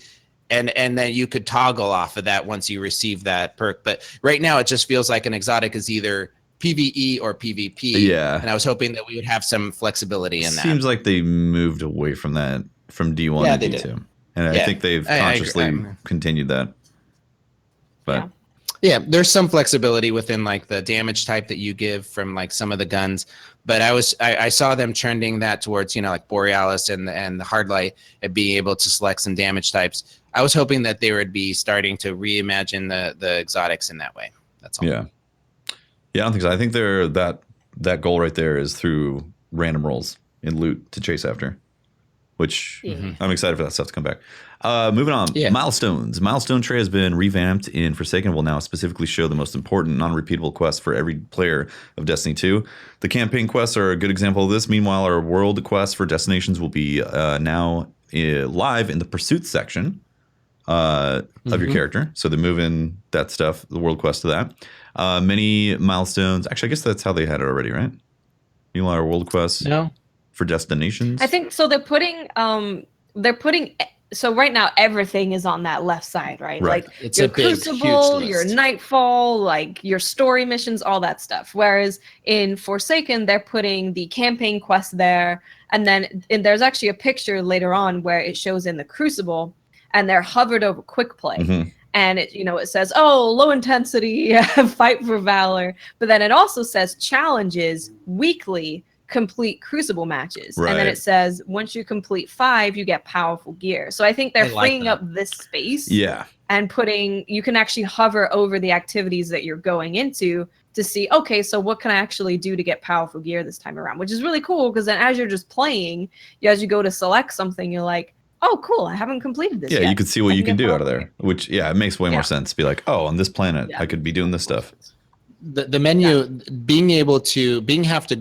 going into the activity to see the challenge was a little frustrating. Yeah, being able to hover over is a lot better. You get into a game of PvP and then you bring up the menu. So as the game's starting, you bring up the menu to see what your challenges are. That's well, those are going away actually. Right. Yeah. Well, their challenges within the weekly challenges are going to be represented here. But are you talking about the in-game? Yeah, the in-game challenges. Apparently, those are going away, I believe, and they're being replaced with bounties. With bounties. Yeah, you have to go and get. Right. So these are like powerful weekly engram challenges. Yeah, and all I'm saying is that. Go ahead. Just for each planet, you have like the challenges on the right side at the moment. They're getting rid of that, and you just talk to the vendor on the planet, and they'll have bounties for you to do. Yep. And all I'm referring to is how that was confusing. It was very confusing. It is, When it showed it on the Solstice of Heroes armor, it said do 20 challenges. I was like, challenges? What do you mean? What do you mean by challenges exactly? Oh, right. The thing that my ghost shows. There's challenges in this game. All right. That was some of the most misplaced content ever. So yeah, the directory and the milestone stuff is getting revamped, which is a lot better. Yes. Also, they showed a picture nice. of the new director with the new plants. They got Yes. Tangled Shore. Pretty over there on the old Looks Tangled pretty. Shore. It's exciting. I love I seeing noticed new how directors. IO has been moved. It got bumped. IO just got it rotated around. Uh-huh. This is a different. He shoved it over to year 1. We got year 1 and year 2 with Nessus like being the odd one out. That's true. Also, apparently, if you have to click on Nessus to see the Leviathan raids. Apparently that's how it is. Okay, activities. The base strike playlist for Destiny. This is interesting. The base strike playlist. It is very. They're getting revamped completely. Forsaken players. So heroic strikes are being retired on the August 28th. So they're going to be going away. Heroic strikes. Yep. No more. Forsaken players. The strike playlist has 3 difficulties to select from: Power 300, Power 400, and Power 500. Once you're 40 power over a given playlist, it will no longer appear as an option for you to select. So you will not be able to go into Power 400 playlists after you're 40 above. 441. Yeah, that's interesting. Like this is If you're with somebody that can select a 300, can you? Did they clarify this? Join them? I'm assuming That's that a good question. I don't think they did clarify. Yeah, I'm assuming that if you join somebody who's under 300, they can select the playlist and you can jump in and help them. Because that would be weird if it was like, sorry, you got to get good. Yeah. Yeah. That's interesting. Well, I got to be honest with you guys. This was something. I'm a big fan of the heroic playlist. I like the heroic strikes, and I spent a lot of time in them. So I had to read through this a couple times to make sure that I had a legit feeling about it. Yeah. So let me finish this. It says once power over 40 power over a given playlist no longer available. This ensures a better matchmaking pool for the playlist. The Power 500 playlist will always be available. So that's kind of the new heroic playlist. And strikes will have modifiers. So that's it. So actually, you know how they said you get better rewards if you complete something when you're very underleveled? Yes. Would it be good to attempt those higher strikes early on I think to it get would. better rewards? I think That's it a would. good question. And imagine if you're power grinding up and you had a group of 3 talented players at 300 and you were challenging the 400 and 500 playlists. How freaking cool that would be to watch. Like 3, this is just, or play or be a part of.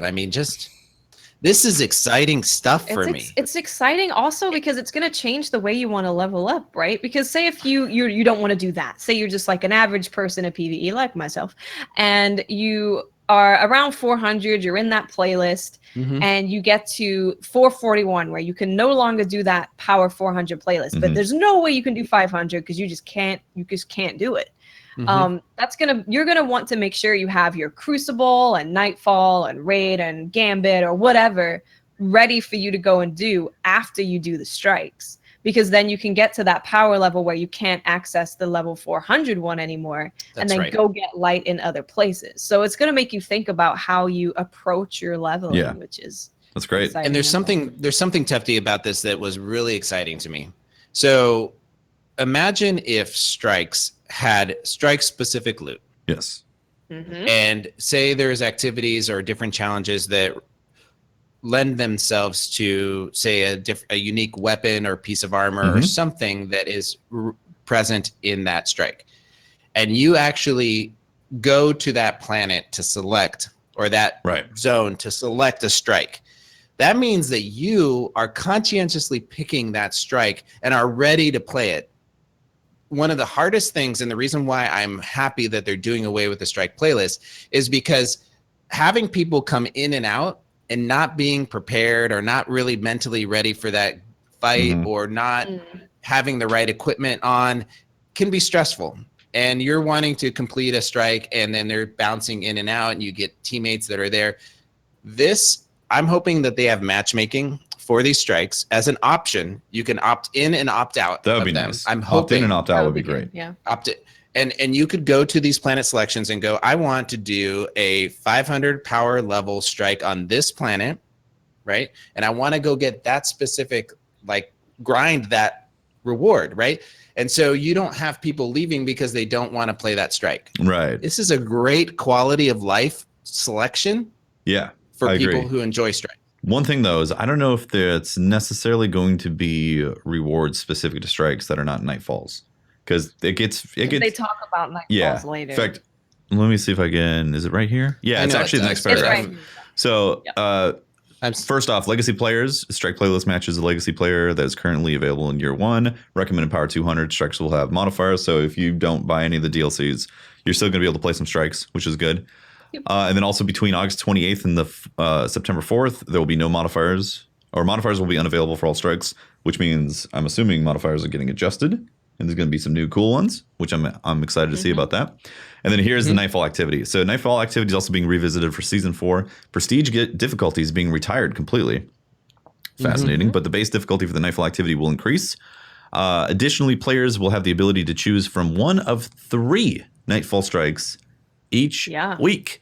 If there's a specific Nightfall unique reward that a given player is hunting for, this reduces the time they have to wait for the strike to be featured again.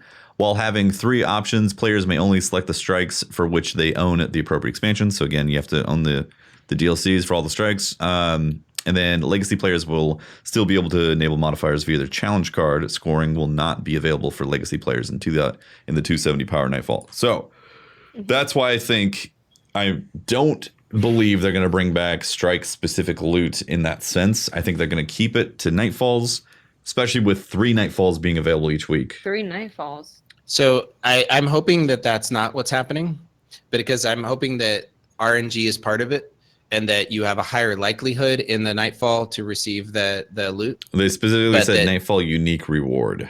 So I know there's some things that happen in Nightfalls, but I want to see strike loot.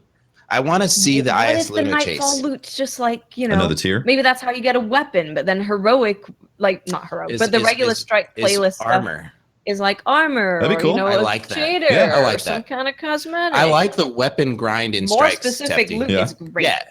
Yeah. I like Omnigul. Right? Yeah. I want to. A lot of people are saying that the Game Informer article or video said that strike specific stuff is coming back.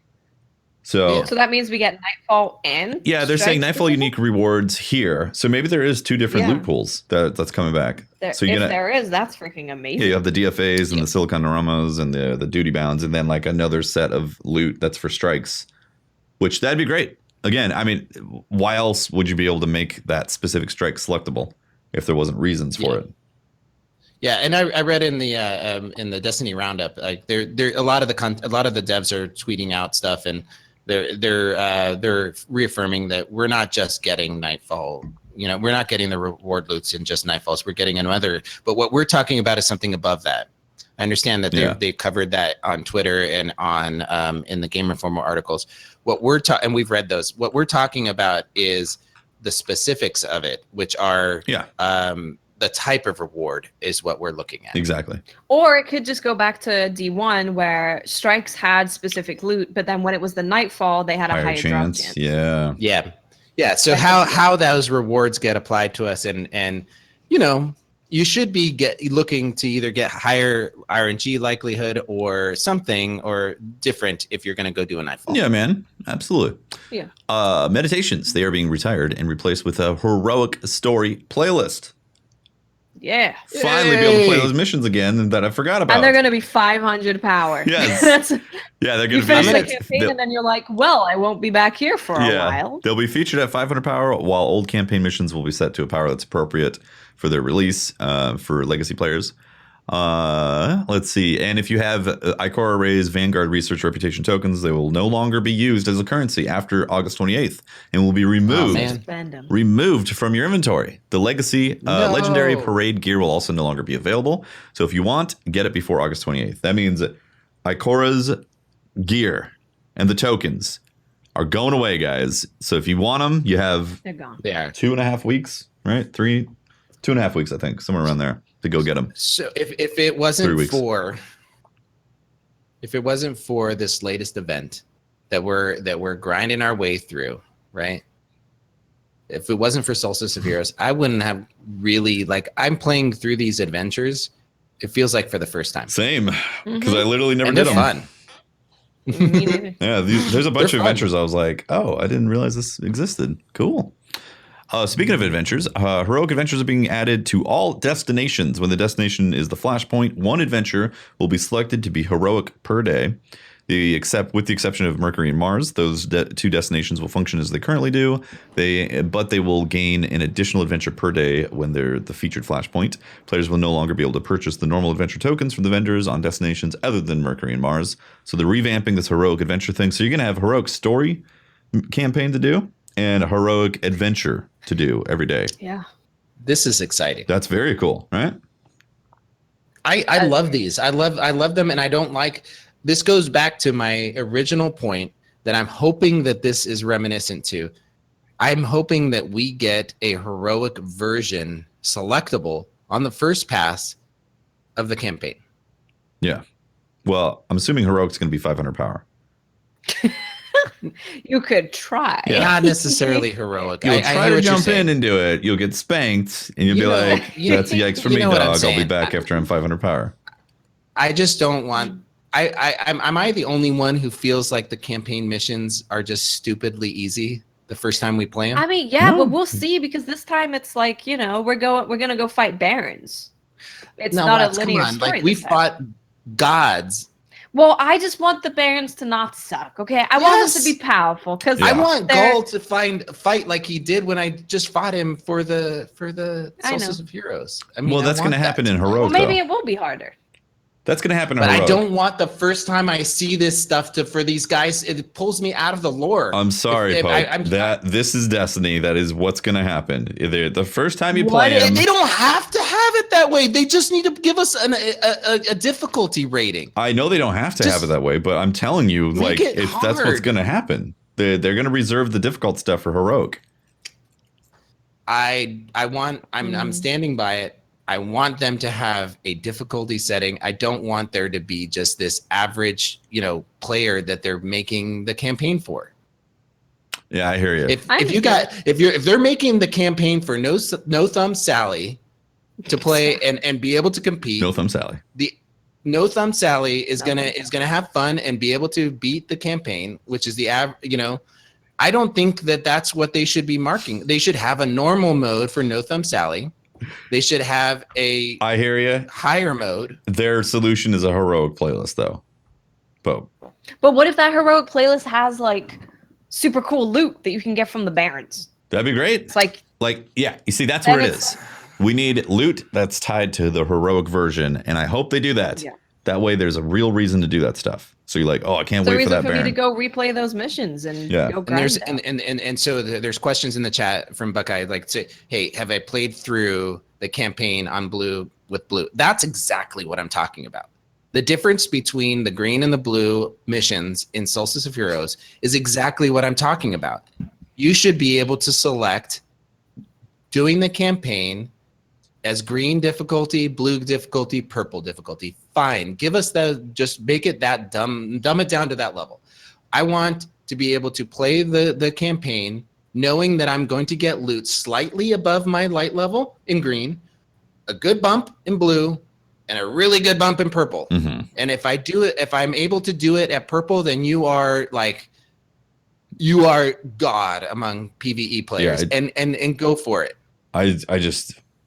I hear you, Pope. I would love that. I just don't think they've invested any resources towards that, because it's literally a slice of 5 to 10 hours that the player experiences, and then they're into end game. But it could be. Look what they're doing with it in Solstice of Heroes. It could be. But that's end game content. Continuing, and it could be. Yes. So you have to have early, mid, and then late game, end game. That's just how it is. But if it's so here's my point.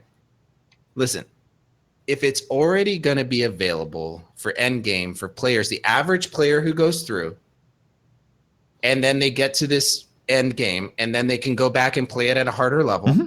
If it's already there for them, why can't that player go through the first time around at that difficulty?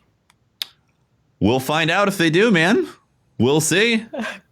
All right, whatever. Moving on. Activity modifiers will be shared across all heroic adventures, heroic story missions, and strikes. So that's really good. Yeah, it ensures that each day you know what to expect from PvE content that you play as a ritual. And when we balance and tune modifiers, it's happening across the entire game. That will include the weekly Singe. So we'll have like Arc Week, Solar Week, Void Week like it is right now, and then a daily buff and a daily debuff. But it's going to be applied to all those heroic activities. Yeah, that's really good because that will help with people knowing what weapon they need to be using. It's like, okay, it's solo week everywhere. I'm going to use my solo loadout. Yeah. So it's Whisper of the really Worm is going to get a clarity. workout. Yeah, it's good, really good for clarity. Yeah. I like that a lot. I like that. Yeah. I just hope that the modifiers get really interesting. Like I really want to see a small arms, a specialist, like heavyweight is the go-to mod right now because it actually makes power weapons fun to use. Yeah. So like that's right. Yeah. They need to make that feeling happen with the other weapons. Brawler and Grenadier modifiers will have their recharge times adjusted to ensure they're noticeable. Adjusting your equipment for either also has a rather significant impact. We've seen some pretty crazy plays with the new Solar Hunter in our play test. Some experienced players out there will be reminded of the feelings of what they had when they equipped the Nothing Manacles in the past. Very interesting. So you can literally be like, it's Brawler this week or today. I'm going to put all of my melee ability cooldown mods on. Yep. I'm going to get in there and punch everything. You can create your builds not only around your playstyle, but around the Singe and around the buff and the debuffs. Yeah. That's it's really cool. like it's some RPG stuff. Yeah, exactly. Like this is some RPG stuff. Yeah, they're bringing back that build RPG type of fantasy where I think they realized that they went down that path with the skill trees and how they really limited that. But this is their way of giving it back to us with a different angle. Yeah. So you go and hunt and find that stuff as opposed to clicking different bubbles like a D1. Yep. Should we be concerned that the example they gave was a warlock? Well, they said Solar Hunter. It was a hunter. And it'll give you the experience of remembering Nothing Manacles. So if they give me a Nothing Manacles like experience on my Solar Hunter, then I will say, thank you very much. Let's have more of that, please. Yeah. Where you just run around and throw Nothing Manacles all day. Do you guys remember? What was Nothing Manacles? It made your scatter nades incredibly powerful and got them back really fast. And you had 2 of them. Yeah, you had 2. And it was almost like they were the fusion rifle, right? They were like gallonades. Yeah, they were gallonades. Yeah. And there were certain activities that they were extremely fun and powerful, and then we giggle like crazy. The going through doing the raid, Crota, right? Yeah. Going through the lamp section. Yep. There's several, it would just being feed able to nades and kill things so quick. It would just feed. So if you're listening to this and going, what are Nothing Manacles? That's what it was. It was a moment in D1 where you were just like, you were giggling like a little kid. You know, you're like, I get a grenade back. It's like, I get a grenade back and I get a grenade back. It was like wearing the, what is the Warlock helmet when you did a Nova Bomb and got it immediately back? It was Obsidian Mind. The Obsidian aspect. Yeah, Obsidian Mind. And it just feels like that kind of giddiness when you're playing to the best of your ability and using it in the right moment. I'm really excited about that. Yeah, definitely good stuff. Economy updates. For the last few weeks, here we go. We've seen a lot of players asking about items and currencies available in year 1 and whether they'll be available in year 2 or not. Expect the following changes on August 28th when Destiny 2.0 becomes available. Destination materials will become your main source of reputation on their respective destinations. Materials, not tokens. Materials, not tokens. Yep. Destination materials will be a part of the cost to infuse different weapons and armor across your arsenal. Oh, interesting. I may have seen that before. They're going to become very useful. Where have you seen that? In Destiny 1. Interesting. Like, you know, when you got it like some arms that required worm spore and you were like, what? God damn it. Why? I gotta go run and get worm spore. Why couldn't it have been helium? Yes, I remember Equip that ghost to find more of that crap. Year 1 challenges and granted reputation tokens are being retired, but they'll be replaced by bounties offered on each destination that provide destination materials. Can we have a moment, like just a second of for tokens? Just a moment, you know, maybe a moment of silence for tokens. Just close your eyes and I'm gonna be honest, tokens sucked. Yes.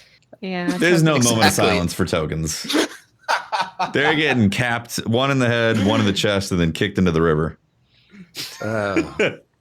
Tokens are getting too tapped. Yeah, they're getting too tapped. Yeah. Destination Disrespect. tokens and rare destination materials are no longer awarded, but you can still redeem them for reputation if you have them in the inventory. So this is the big So they're not takeaway. just getting blown up. Yeah. This is the big takeaway right now is that you do not need to spend them at the moment. You can actually wait and then turn them in for reputation after Forsaken drops. Yay. So that was my biggest concern. I was like, do I spend my tokens now or do I wait? You know, I just wasn't sure. Do I convert them into gunsmith materials essentially? Well, I have a question for you, a serious question. Hit me. If we are doing away with tokens, what's the exchange rate? Is it where you used to get 2 tokens in a blue? Is it just 2 blues and a green, or what's? Wait, what? I mean, We get like I don't know the name of any destination material. That's how little I pay attention. Remember to them. Tefty, the meme, the two tokens in a blue, like from a chest. Yeah. So what's the new exchange rate now that we don't have materials? tokens? You get materials. Yeah. Yeah. So two worm spore and you're gonna get blue. What the hell are these things called? I never pick them up because I'm like, whatever. They hardly give any package. Them. Like when you turn them in, they barely bump the bar for a package. They barely do anything. Yeah. It's not as catchy. Phase glass, the ring isn't. dusk light, 2 phase glass and a blue. Data lattice. It's not gonna work. All those things. You're gonna get they're gonna be more interesting to get, and you're gonna need them. Which I, for one, am happy about that stuff because it gives me a reason. I'm happy about it too. Yeah, you get a new piece of gear, and you want to like. Is it for the masterwork to increase it? Is that what it is for? Oh no, infusement. To upgrade armor. Yeah. Infusion. Yeah. So if you want to increase that armor, because it has a cool roll, because again, armor pieces are going to have random rolls, which is great. You're going to want to collect that stuff to be able to have it in stock, because you don't want to be in the middle of raid being like, guys, I need to go farm some dust light real quick. BRB. And also you don't just have to run around a planet and search for the stuff. You will have bounties that you can do while you're looking for the stuff. Yeah. And that's what I'm hoping for. It's all tied in. Like you're going to go get bounties to go do stuff on these planets. And then you're going to need that. I'm hoping that the planetary materials make sense to what you're grinding for, right? Because you know how you just have these weapons that win across in D1? Mm-hmm. I'm going to have to mute myself here. Go ahead and talk. Beagle's about to go crazy. Pope is about to blow up. He's got to mute. It's fine. Let's hear it. You're fine with the Beagles? Okay. Let's hear the Beagles. Okay. So, I just really hope that the destination materials make sense as to what you're putting them into. You don't get a raid shoddy with like... Right. Well, with like Mars. The actual materials are going to have a use now, which is good. Yes. Like there'll be a currency that you're going to want to use from time to time. Whereas like the tokens were just straight up give them to the vendor and then get a 20th better devils that you're going to dismantle again. So it's definitely a better system. Definitely happy about that. One more bullet point. They said anything that previously granted destination tokens or rare materials will reward common destination materials moving forward. So that was your question. Like you get 2 tokens in a blue. Now it's 2 phase glass in a blue now from the public events or whatever. Cool.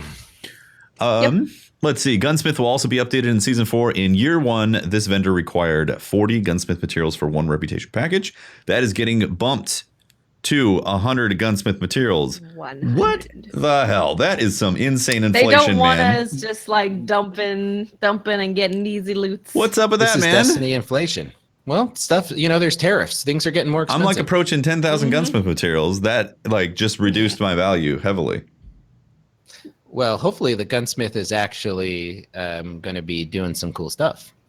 Think about it. Like the random rolls that drop. Yes.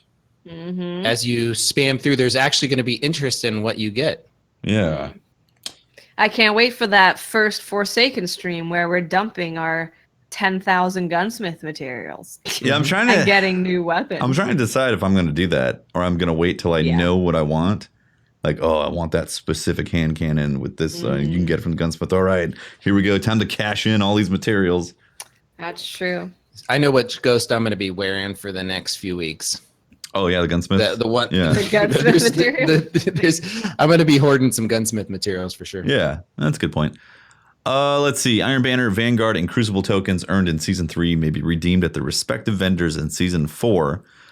This is big. Yes. Huge. Because we knew about Crucible and Vanguard, Mm-hmm. but we didn't know about Iron Banner. And Iron Banner is next week. Okay, you're right. It is. So you stock can up. grind Iron Banner this season. I'm so glad And I then didn't spend when them. Iron Banner comes out Season 4, Forsaken, you can dump all those tokens into Yeah. it and get the new Iron Banner weapons.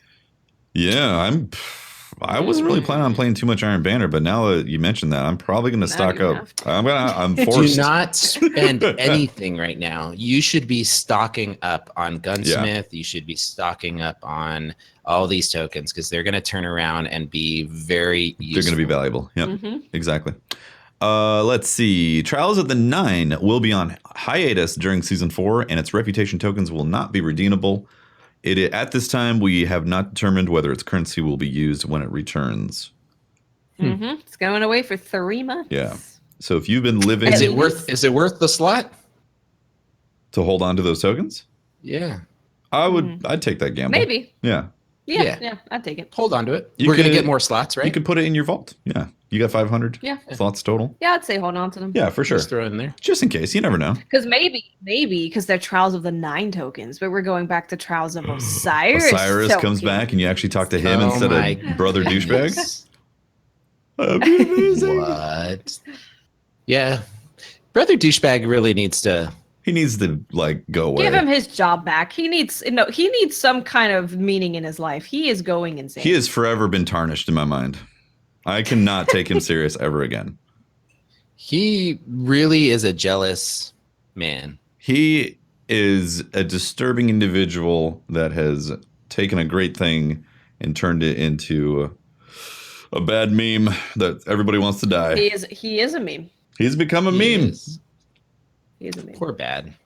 Yep. Poor guy. Speaking of Iron Banner, It's lit, fam. it's lit. August Let's do 14th this. to the 21st, it's going to be Control, and they're going to have new changes. There are a few changes to Iron Banner Control you know and love. Iron Temple Fire Pits have replaced the usual Control flags. There is also a new power play rule where capturing all 3 zones will lock them down for 20 seconds at the end of the power play. All the zones are reset to neutral and must be recaptured. That is so cool. I love that good. mechanic. I love it. It gives you a chance to take a power play and actually do something with it, and then it's a risk reward, and then you go back to having to have To recapture. neutral zones. Yeah, it Yes. keeps the ball rolling. It also means that That's blueberries scary. are even more volatile if they're not on the same page. And suddenly, they go and capture that alternate zone, flip the spawns, and then it then it resets everything 20 seconds later. You're like, blueberries! It's pretty cool, man. It's Yeah. pretty cool because you can, like Pope said, you can have that risk reward where it's like, okay, we're gonna triple cap. We get 20 seconds of this big play where we can give us a big increase. Yeah. But if you don't capitalize on that, you reset everything, and you possibly give the opportunity of the enemy team double capping. Yeah, and then exactly, being able right? The team that prepares their supers and appropriately pushes for that triple cap, it makes it a playable dynamic, right? They go for that triple cap, they push hard, they keep their supers, they get that triple cap, they use their supers during that 20 seconds. Yeah. It becomes a really dominant tactic to make a gap for your enemies. I love it. Yeah. I'm going to play it for sure. Now they know the tokens are going to transfer play it. over. I want to see those swanky fire pits getting all activated. Plus, yeah, look at those cool fire pits, man. Those look nice. I want to dance around the fire pit. I'm excited. I want an iron buff that happens. Maybe I get engulfed in flames. That'd be cool. I wonder if there's around on any. fire. I wonder if there's any physics in the emblem in the middle. Oh, you bump into it? Don't they have that with the flag? Or you capture it? well, I mean, it looks bigger, right, than the flag. It looks like a fire pit. Yep. Right, and the actual shape of it. I wonder if it's in the middle of a capture zone, right? If you can use it to deflect bullets, or if it's something that they can shoot through. Call upon the Iron Lords. I have a question about Iron Man. Yes. Yeah. is skill-based matchmaking. And yeah, that's the biggest question. Is like if they put SBMM like they had before in it, then it's going to be like, oh boy, sweaty laggy banner. It's going to be interesting to see if they pull the trigger on that based on. It's going to give us an idea of what they're seeing in quick play. Although one could argue that Iron Banner was never designed to be a social type playlist like quick play. Yeah. Right? Mm-hmm. Yeah. So that's the logic behind that, is that it's supposed to be competitive, right? Yeah, it's supposed to be competitive, and they're also going to enable the power. The next thing talks about Season 4 Iron Banner will be updated to enable power level advantages like in the days of old. All players of Destiny 2, regardless of expansion ownership, can participate in Iron Banner. Year 2 rewards, they're going to have random rolls, compatibility with Year 2 modifications as well. Again, going to be available to all players. And if you acquire new power during the adventures in Forsaken, will have an advantage for it. So they're basically saying that, hey, Iron Banner is going to be filled with high-level players, and also power is going to be enabled. It's going to give a reason to want to get Forsaken if you still are playing Destiny and haven't bought the expansions yet, which I'm very happy about. I think that's great that they're bringing back power advantages like that. Yeah, it's good. Yeah, that's good. It's definitely good. It seems interesting. I mean, Iron Banner is going to be an interesting change with the way they're doing control and all that. Like, yeah, it's good stuff. Yeah. This one coming up is not going to be power advantages enabled. It's going to be Season 4 will have power advantages. So after that. Yeah, but this Iron Banner is going to have the change for control, which will be fun to try out. They also said Trials of the Nine will be unavailable during the duration of Season 4. The design team is putting it back on the workbench to make a more fitting challenge for the hardcore warrior. When the weekly activity returns, it will feature updated rewards, power advantages, and other gameplay changes. The final weekend of Season 3 Trials of the Nine will take place on the weekend of August 24th. We'll tell you about our goals and progress during Season 4 about Trials of the Nine. So if you want to get a Darkest Before or a Judgment or... The end is pretty good. The end. It's all right. What's the explosive primary? Kinetic scout rifle? The Purpose? If you want to get the Purpose? Yeah. That's pretty Purpose is good. So that's all getting retooled, which I think is honestly for the better. Trials... Yeah, it is. Trials just isn't what it is in D1. They need to retool it. It isn't what it was, man. Yeah. I'm glad. I'm sure a lot of people will be upset that they can't play Trials, but we're gonna have Gambit, we're gonna have the new story, we're gonna have a bunch of stuff. We'll probably, I think we're gonna have competitive too. Yeah, comp's gonna be there. Maybe we'll have more players in the competitive playlist because Trials isn't around. And I would much prefer that they just take it away and really work on it. Instead of being like, oh, well, we need to bring some rewards for Trials. Oh, no, what are we going to do? I would much prefer that they just take it away, make the rewards, change everything about it, and bring it back and make it something exciting to play and watch again. Yeah. I think that's the smartest choice right now because it definitely seems like they just missed the essence of what Trials was. I think a huge part of that is having rewards that are unique and people want to chase after. Like that, the Burning Eye. Burning Eye was one of them. Doctrine of Passing. Burning Eye, yeah. Like weapons that made people want to jump in there and get it. Like, and a specific Doctrine of Passing. Yeah, that's right. There was. They had curated roles, but they were like a set of different, like 3 different ones. Yeah, you're right. Fell, right. 3 different possibilities. And there was one that was really dominant, and the other 2 were kind of meh. So you grinded for it. Yeah. Also, I personally don't like survival for Trials. Survival, I don't want it to be survival or countdown. I honestly would much prefer that they just bring back elimination. Go back to elimination. Just 3v3. Elimination is it's such a fun mode. Would you like it to go back to 3v3 or stay as 4v4? I think just bring back 3v3 elimination. Yeah. It just worked so well. It was just. And plus, that gives us different variations of team size for PvP. You have 3 for Trials, you have 4 for competitive, you have 6 for quick play. I think that might work nicely. Interesting. Yeah. That would be interesting. And Brother Vance gets trips and hits his head on a rock, dies. Osiris comes in, is like, oh, my fanboy died, and then he's like, well, I guess we better start up Trials of Osiris. There we go. And then bring back Osiris into it. Done. You should just do the writing for this. I'll do it for free. Bungie, call me. I'm on this. Cool. Let's see. That's power enabled. Factions also are getting bumped for season 4. Yes, they are. In season 3, we introduced some changes, notably the renowned mechanic to faction rallies. The community responded with a lot of great feedback about how we could continue to improve the experience. The feedback ranged in topic from experiences to rewards, but many of you expressed the following opinions. I don't want to feel forced to participate in every instance of the event each season, and also make the event progression a bit less hardcore and more engaging. We plan to take that feedback and use it to improve activities and events in the future. When season 4 begins, faction rallies will be on hiatus.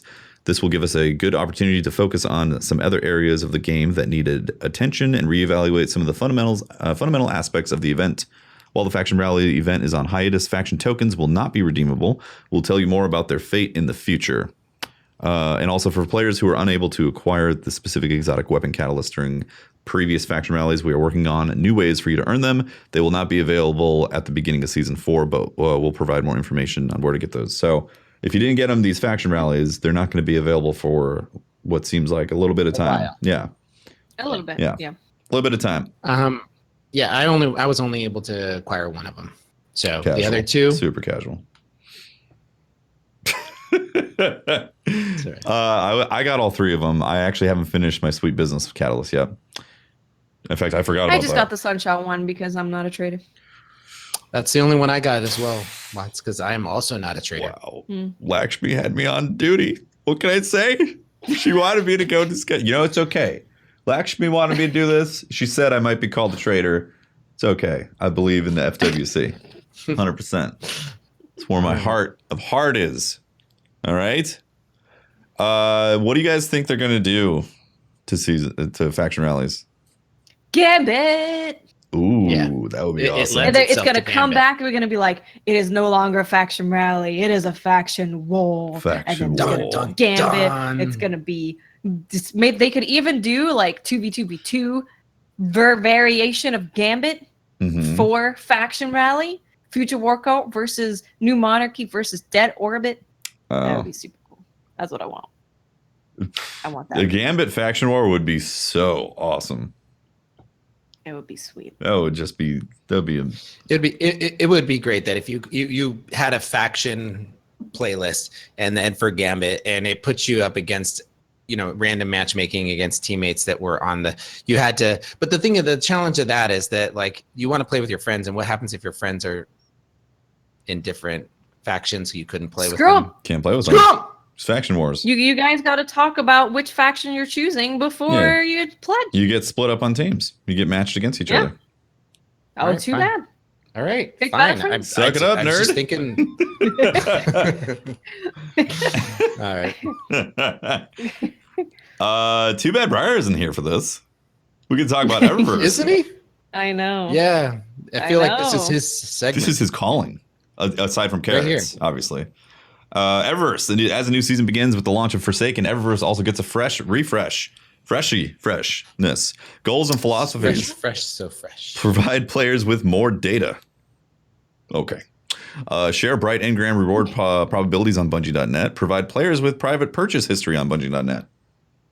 So you can be like, oh crap, I've spent $400. I should stop. Jesus, I have an addiction. I need to stop this. Oh my God. I can't believe I'm perpetuating They even give more microtransactions. transparency on how much we're spending and where we're spending it and all that, which I think is good. Yep. I didn't figure they were tracking that. Activision was. Give players more choices to earn rewards that they want. Full season of Prismatic Matrix and free weekly Prismatic Facets. I do like this. I thought the Prismatic Matrix was a great addition, even though it's still RNG. But I noticed the things getting checked off, and then when there was literally one left, I would spend my facet and knock that out. And I mean, I got basically everything this season from that because I played every week and got the stuff. So I'm glad that they're bringing that back because it allows players who are dedicated to playing, to getting the most out of the rewards, essentially not have to spend the money on that stuff. Yeah. And Tefty, I want to point out that playing smart, playing for the engrams, I was able to also get all other rewards. That is fantastic, Pope. There we go. So it means a lot, though. I mean, so you didn't have to play a ridiculous amount, Tefty, to get them all. Yeah, exactly. They didn't force you to grind hard. Is that, right. Yeah. I could focus on doing specific activities that I knew would bump that up and bump my likelihood. And then I didn't one part I didn't get all of them. I think I had 3 left, but one season I got all of them. Exactly. So, yeah. Yep. Which I think that's the best possible thing that they could do, to have the Eververse still exist, but dedicated players not have to deal with like a need to buy, unless they do the thing with they did with the spindle where you have to buy those skins, which sucks, but those are cool skins. Let's see, more bright dust earned from new bounties. This is interesting. They're actually putting bounties in there. This is very cool. Allow new players to customize their guardians as well. Ghost projections. So new projection thingy where your ghost has a projection above it. Yep. Literally. So you can represent your FWC. faction. Yeah. I'm not going to be happy until they have ghosts be part of your landing in the tower. Like I want my ghost to be out there with me, running on my shoulder as I run by, and then these projections are there. I like that. Yeah, I want to like put my ghost on an errand run. Be like, fetch me some ramen. Yeah. Go do something. Yeah. What are you doing here? Go turn these engrams in for me real quick. Go get me some spin metal. Yeah. Yes. You could send your ghost to another side of the tower to go hit up, whatever. And then you don't have to go there. Go gamble my glimmer away. Yeah. Go hit up the something. That sounds great, man. So ghost projections. So your ghost can be a little more fancy with some projection stuff. And they put a picture of the rabbit thing, Jade Rabbit. Above a ghost, which is pretty cool. Legendary weapon skins. They're going to give essentially ornaments for legendary weapons. That's cool. Which is really cool. Yeah, I'm excited about that. And I wonder how you earn them through the bounty of the Eververse. Bam. Eververse bounties. It's pretty cool. Yeah. It's pretty cool. So similar to how bounties work, tests will start offering bounties that reward bright dust to players. Here's how they work. Each bright engram grants 1 bounty note in Season 4. So you have bounty notes. Bounties refresh weekly, but players can acquire as many Eververse bounties as they have bounty notes. So you can let the notes stack up and then get a bunch of them in 1 week if you have a bunch of time to do it. These notes can then be exchanged for 3 different tiers of weekly Eververse bounties. Tier 1, it's going to cost 1 note, and completing it gets you 20 bright dust. Tier 2 is going to cost 3 bounty notes and gets you 70 bright dust upon completion. And then Tier 3 is going to cost 6 notes and give you 150 bright dust. So it steps up in a little bit better bright dust acquisition if you clump them together. And you can carry 1 of each type at a time. So apparently I think you can only have 1 Tier 3 bounty at any given time. And bounties will expire after 7 days of acquisition. So if you don't complete it within a week, it is a wasted ticket. It goes away. Yeah. What do you guys think about that? Bounties. I love that we can get bounties to get bright dust, because currently the only way is that you get stuff from Eververse and you delete it. But if you don't spend money, then maybe you have to save it for a very, very long time. So it's just giving us more options and more ways to get the bright dust. It's not a ton of bright dust that we're getting from it, but it is another way for us to acquire bright dust. So the more ways they give us to get bright dust, I'm happy with that. I mean, let's say you get bright dust for dismantling things from those engrams. And with well rested, you're guaranteed 9 engrams pretty easily each week if you have 3 characters. And each engram is going to give you a note. So that's 9 pretty easy notes if you just play like 5-6 hours a week, probably. That's pretty good. Yeah. Yeah. Continuing with the theme of giving players more control, their bright dust balance. I'm sorry. Did they say where we can get the bounty notes from? From the bright engrams. So each bright engram is going to give you. No, I believe it's guaranteed. Each bright engram grants 1 bounty note in Season 4. Fair enough. So you're guaranteed a note every time you get a bright engram.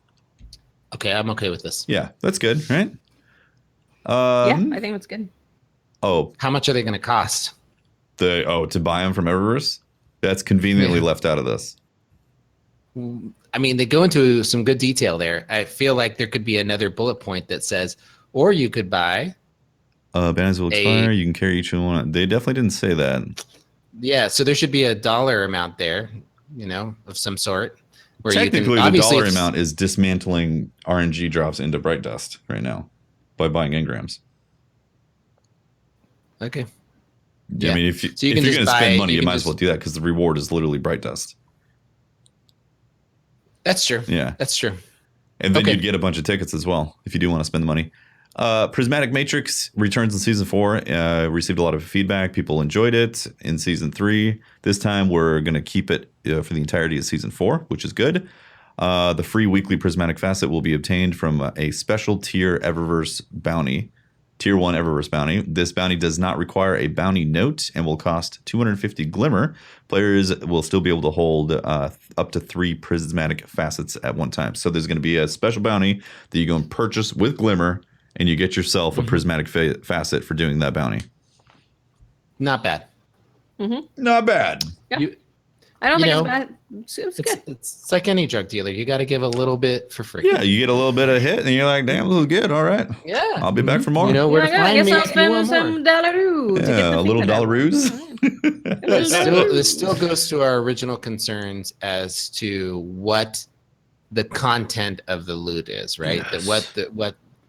So I've strongly agreed with you, and I've never verbalized this, Tefty. But I strongly agree with you on your perspective on what that loot should look like. Yeah. It really shouldn't be thematically linked shouldn't be part of the game. It should be weird stuff. Weird stuff. Like me going fishing for Callus's head. Yeah. Yes. That's cool. Yeah, that's weird. Fishing for a bit. Fireworks. Popcorn. The fluffy things behind you. Yeah. The Brazilian dance thing, Have you noticed that Brazilian dance thing is the only one that really goes and stays with you if you switch to another dance? Yeah, man. Yep. That's they crazy, made it to where right? It stays there the whole time. It's really cool. Yeah, you can do the Brazilian dance and then go do another one, and it stays with you. That's crazy. Yeah. It's cool. Let's see. Collections and Eververse items. Eververse items will be retrieved from the collection interface like all other items. An exception is Year 2 Eververse armor, which, like all other armor with random rolls, cannot be reacquired from collections. The way in which players acquire and interact with emotes and weapon armor ornaments have not changed. All other items will be retrieved from an expense or for an expense of Bright Dust. So random rolls coming into the game is making it so you cannot reacquire Year 2 armor from the collection kiosk. Sounds fair, right? Yeah, I actually really like what they're doing with Eververse armor. It goes into it on the armor and perks. I like how they're handling it, because in D1, you remember when Eververse armor was in there and people were like, well, people could just keep spending money on the armor to get the perfect roll. Yeah. And we were all really concerned about it. And then we realized not so much a problem because no one's going to do that. Yeah. But they've made sure with this bit that you can't do that. Yeah. Yeah, you can't just keep on reacquiring out of the collection. Yeah. The way that they said it was they've made changes to how perks are applied with the Eververse armor. Right. So when armor is acquired from Bright Engrams, they'll have a random perk. But Eververse armor acquired from sources like the Prismatic Matrix or Bright Dust will have fixed perks. Yeah. So if you're just you're buying arms and you just keep buying it with Bright Dust, it's got a fixed perk. You can't do that. Yep, that's good stuff. I think this is discriminatory to people who have deep pockets. I feel like we should be able to spend all the money we want and get random rolls have every single loot, whatever we want. Every single piece of loot. Yes, I could just sit there and just PayPal. PayPal. I don't like going and having to buy. I just want a straight PayPal. Yeah, man. Grinding is so toxic. Jesus. I just want to pay for it. Unbelievable. Let's see. Also, if things are not in your collection and you don't have them for a particular season, it won't show up there, so you don't feel like you're constantly missing a piece of collection. Bright Engram updates. New legendary weapon ornaments have been added to the Bright Engram. These are unlocked account-wide with all of the current ornaments. New Ghost Projections category will also be added to the Bright Engrams. This account unlockable item permits players to have a holographic projection badge above their ghost. This badge is only visible when player has their ghost deployed or for navigation mode. Weapon and armor mods will no longer be dropping from bright engrams. In their place, players will now receive bounty notes instead of the mods from year one. That's good. Cool. Eververse leveling rewards in Forsaken. Like the Red War campaign in Destiny 2, in Forsaken, bright engrams will not be earned until you hit the level cap.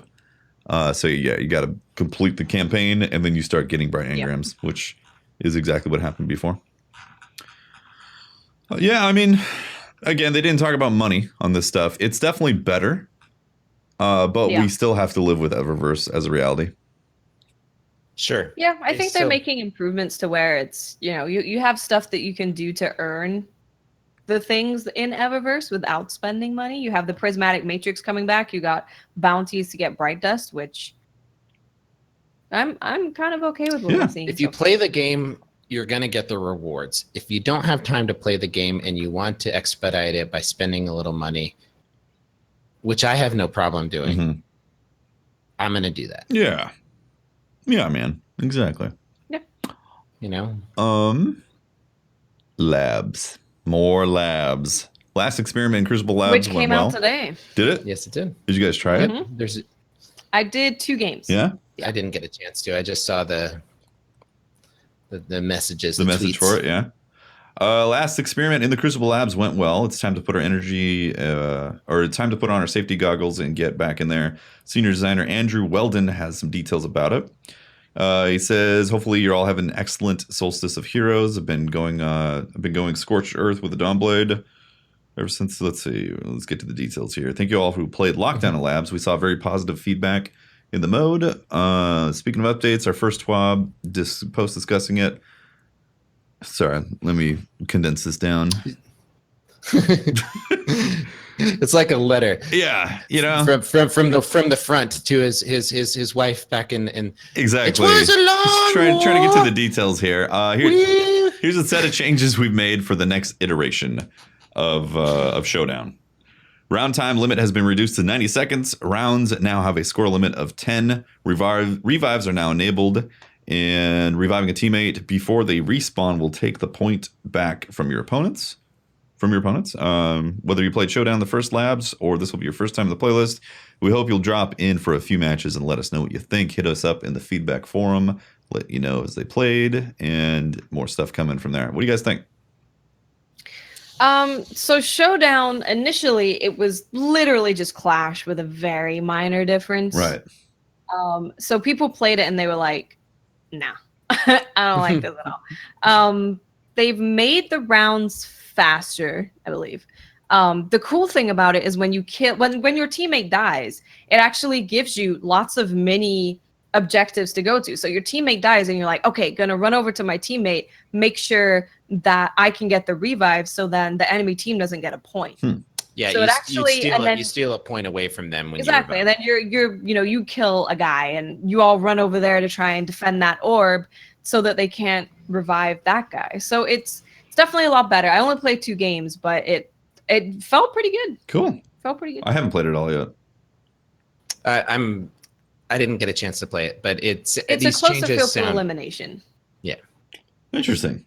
Yeah. I like the addition of revives.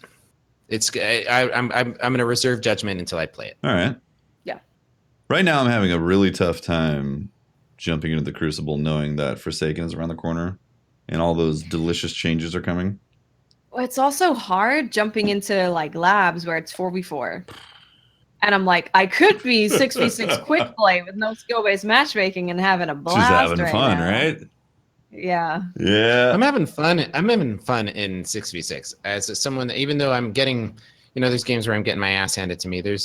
It's actually a lot of fun. It's fun to see that many people on the board, and there's a lot more chaos and a lot more action going on. I still personally enjoy fan of it. I still personally enjoy the RNG of what type of matches I'm going to get, because it just allows you to try different things instead of focusing so hard on one specific playstyle. Valor for All, 3 times Valor is coming back. If you've been needing your Valor, it's about time. So double Valor week is going to start on August 10th and is going to end on the 17th. which is then going to kick off Triple Valor Weekend for a weekend. Yeah, so starting August 10th until the 21st, you're going to be able to really double down on your Valor, all that action. And then Triple Valor is going to happen from the 17th to the 21st. And then final double Valor Weekend. If you've really been putting it off, your final chance to knock all that stuff out is from the 24th to the 28th of this month. And once 10 a.m. 28th hits, Solstice of Heroes is done. You won't be able to earn... Dunskies. Yep. Won't be able to progress that armor anymore. It's going to be in the books. Also, the patch is going to drop, the 2.0 for Destiny 2. And it's going to reshape all of our weapons into different slots. And we're going to have a 1-week meta of all of the weapons that we currently have in D2 reorganized for the new weapon system, which I am excited about. It's going to be fun. August 28th is going to be a blast. That is. And then obviously the countdown until Forsaken. Let's see. Then we've got some hotfix stuff. Should we read the hotfix stuff? There is a couple things in there that are worth reading. There was it's good to hear that they resolved the issue blocking some players from upgrading their Solstice armor at the Statue of Heroes. I didn't have a problem with that, but I heard people in the forums talking about it that did. Mm-hmm. There was some issues with. Did we hear in here where they had some issues where some of the check marks for the Solstice activities were not being checked off? Like it showed that you weren't upgrading stuff or completing things, and like you do public events and it's not showing you that you're doing public events. But it looks like they're fixing that. Yeah, I actually noticed that for me. Heroic public events weren't getting moved forward on my bounty. Same with me. Yeah. So I'm hoping that they have resolved that. But yeah, I'm excited that they're quick to address some of these quality of life things. And that's good. If you want to sit down and read it, we're not going to go through them. Yeah, it's a timed event, so they do need to like address the things that might be bugging people. Yeah. God, I'm excited for Forsaken. Oh my gosh, it is insane. This TWAB was absolutely insane. The stream was just showing me everything that I wanted to see. It was there's so much coming in Forsaken. It's really kind of overwhelming. Yeah. It's going to be real hard keeping up with multiple platforms. I don't even know if it's going to be possible. The amount of grinding. I mean, even if it is possible, right? You're going to be playing on your main platform where you just got your God roll weapon with your perfect mod, and then you're going to go over and be like, "Oh my God, I don't want to play this. I want to play with the God roll that I've been working for." Yeah, I'm so excited about the fact that God rolls are coming back because like it was so weird to not have something to chase for in Destiny 2 like that. Like once you got that Monononon or you got the Better Devils, that was it. The chase was done. Yeah. And I'm excited to have like pop an engram and be like, ooh, I wonder what this is. Ooh, I wonder what role this is. Exactly. It just makes engrams just across the board more interesting. Yeah. Yep. Well, I'm really impressed by this TWAB, this thick, me too. Juicy TWAB, locally sourced, organically grown, organic TWAB. I mean, you're spending some time on this one. You're pulling up to the table. You're putting the bib on. You're getting your hands. You have an assortment of sauces ready just in case. Yeah, there's some surf and turf. You got your sides. Wait, you have a side of surf and turf also with the TWAB? Oh, it's everything. That dude TWAB put me to sleep. Oh God, a big one. I'm waiting for 6 down 6. Yeah, it was a good TWAB. Do we got like some Twitter questions, right?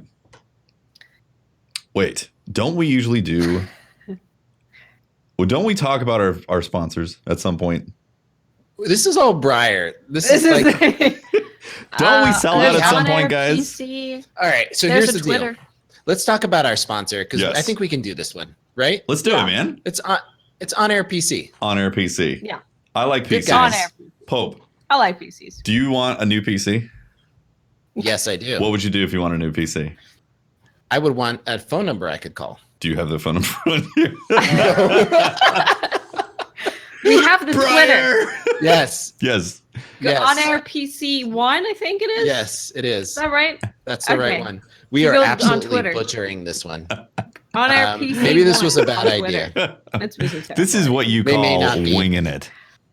At On Air PC1, and they are great guys. Yes. You can find their information there. You can tweet at them. If you want to get a computer today, just dial 330-850-1525, or look in the description below, and you'll have a click on a link that will take you to their Twitter page, and you can call that number today. There you Why go. They don't have a website? Why? Well, because they want to talk to you in person. So give them a call. Yeah.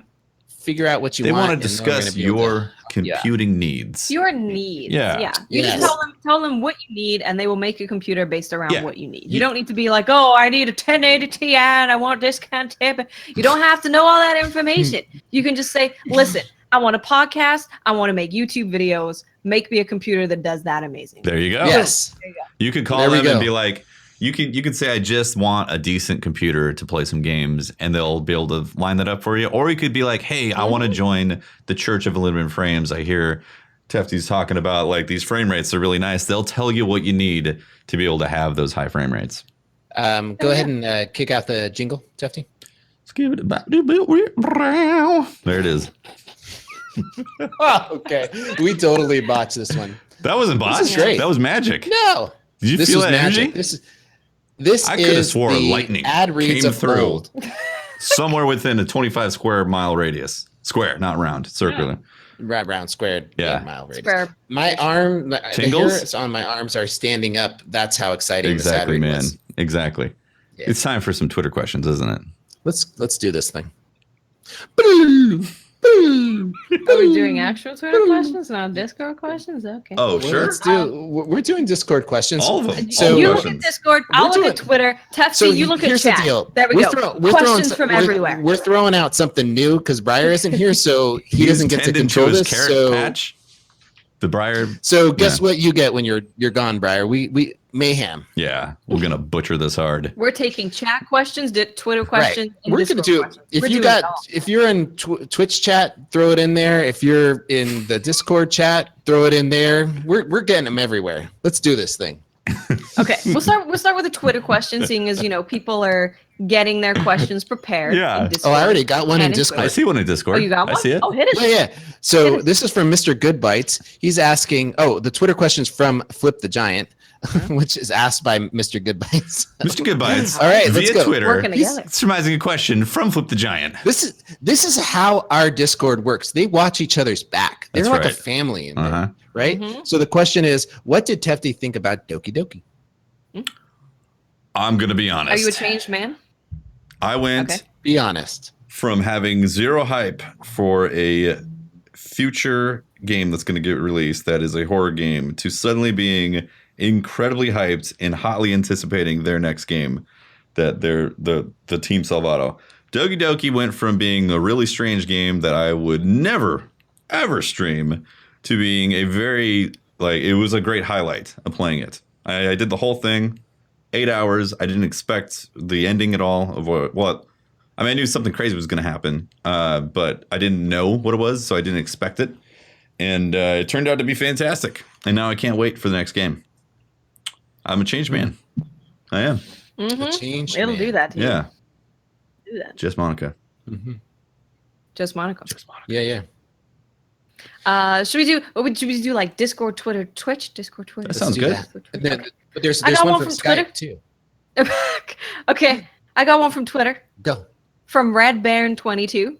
Said, based on the changes coming in Forsaken, will any of you jump ship and main another Guardian? Apparently he's looking at me. You're looking in the wrong place. I would never be anything else but a hunter. You're crazy. I'm telling you, the likelihood of me Guardian. being a filthy warlock is It's zero to very none. high. It's Zero to none. It's very, very high. You Zero to can throw none. grenades at people and heal them. Yeah, man. That's What? your I dream want, has been. I want to talk. Your dream has been to support player, man. You've wanted to be the ultimate support player for so long. That's why you picked the Titan, and the Titans never made it happen, man. They're hardly supporting. Now you're going to be able to chuck a nade and be like, "Have an overshield, my friend. You've been blessed." Mm-hmm.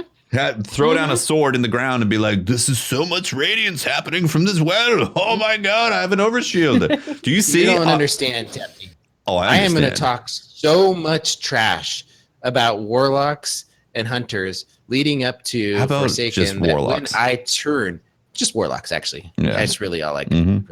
That when I get to Forsaken, which I've already drank the nectar, I start maining warlocks, the world will shudder. This is like an evil genius that always tells their plot before, you know. This was Deej's plan all along. He knew exactly what you wanted to play, and he made it be a warlock. The support warlock is it's tasty. I knew it was gonna rustle your jimmies. Yeah, it's good. Oh, it's good. It's good stuff.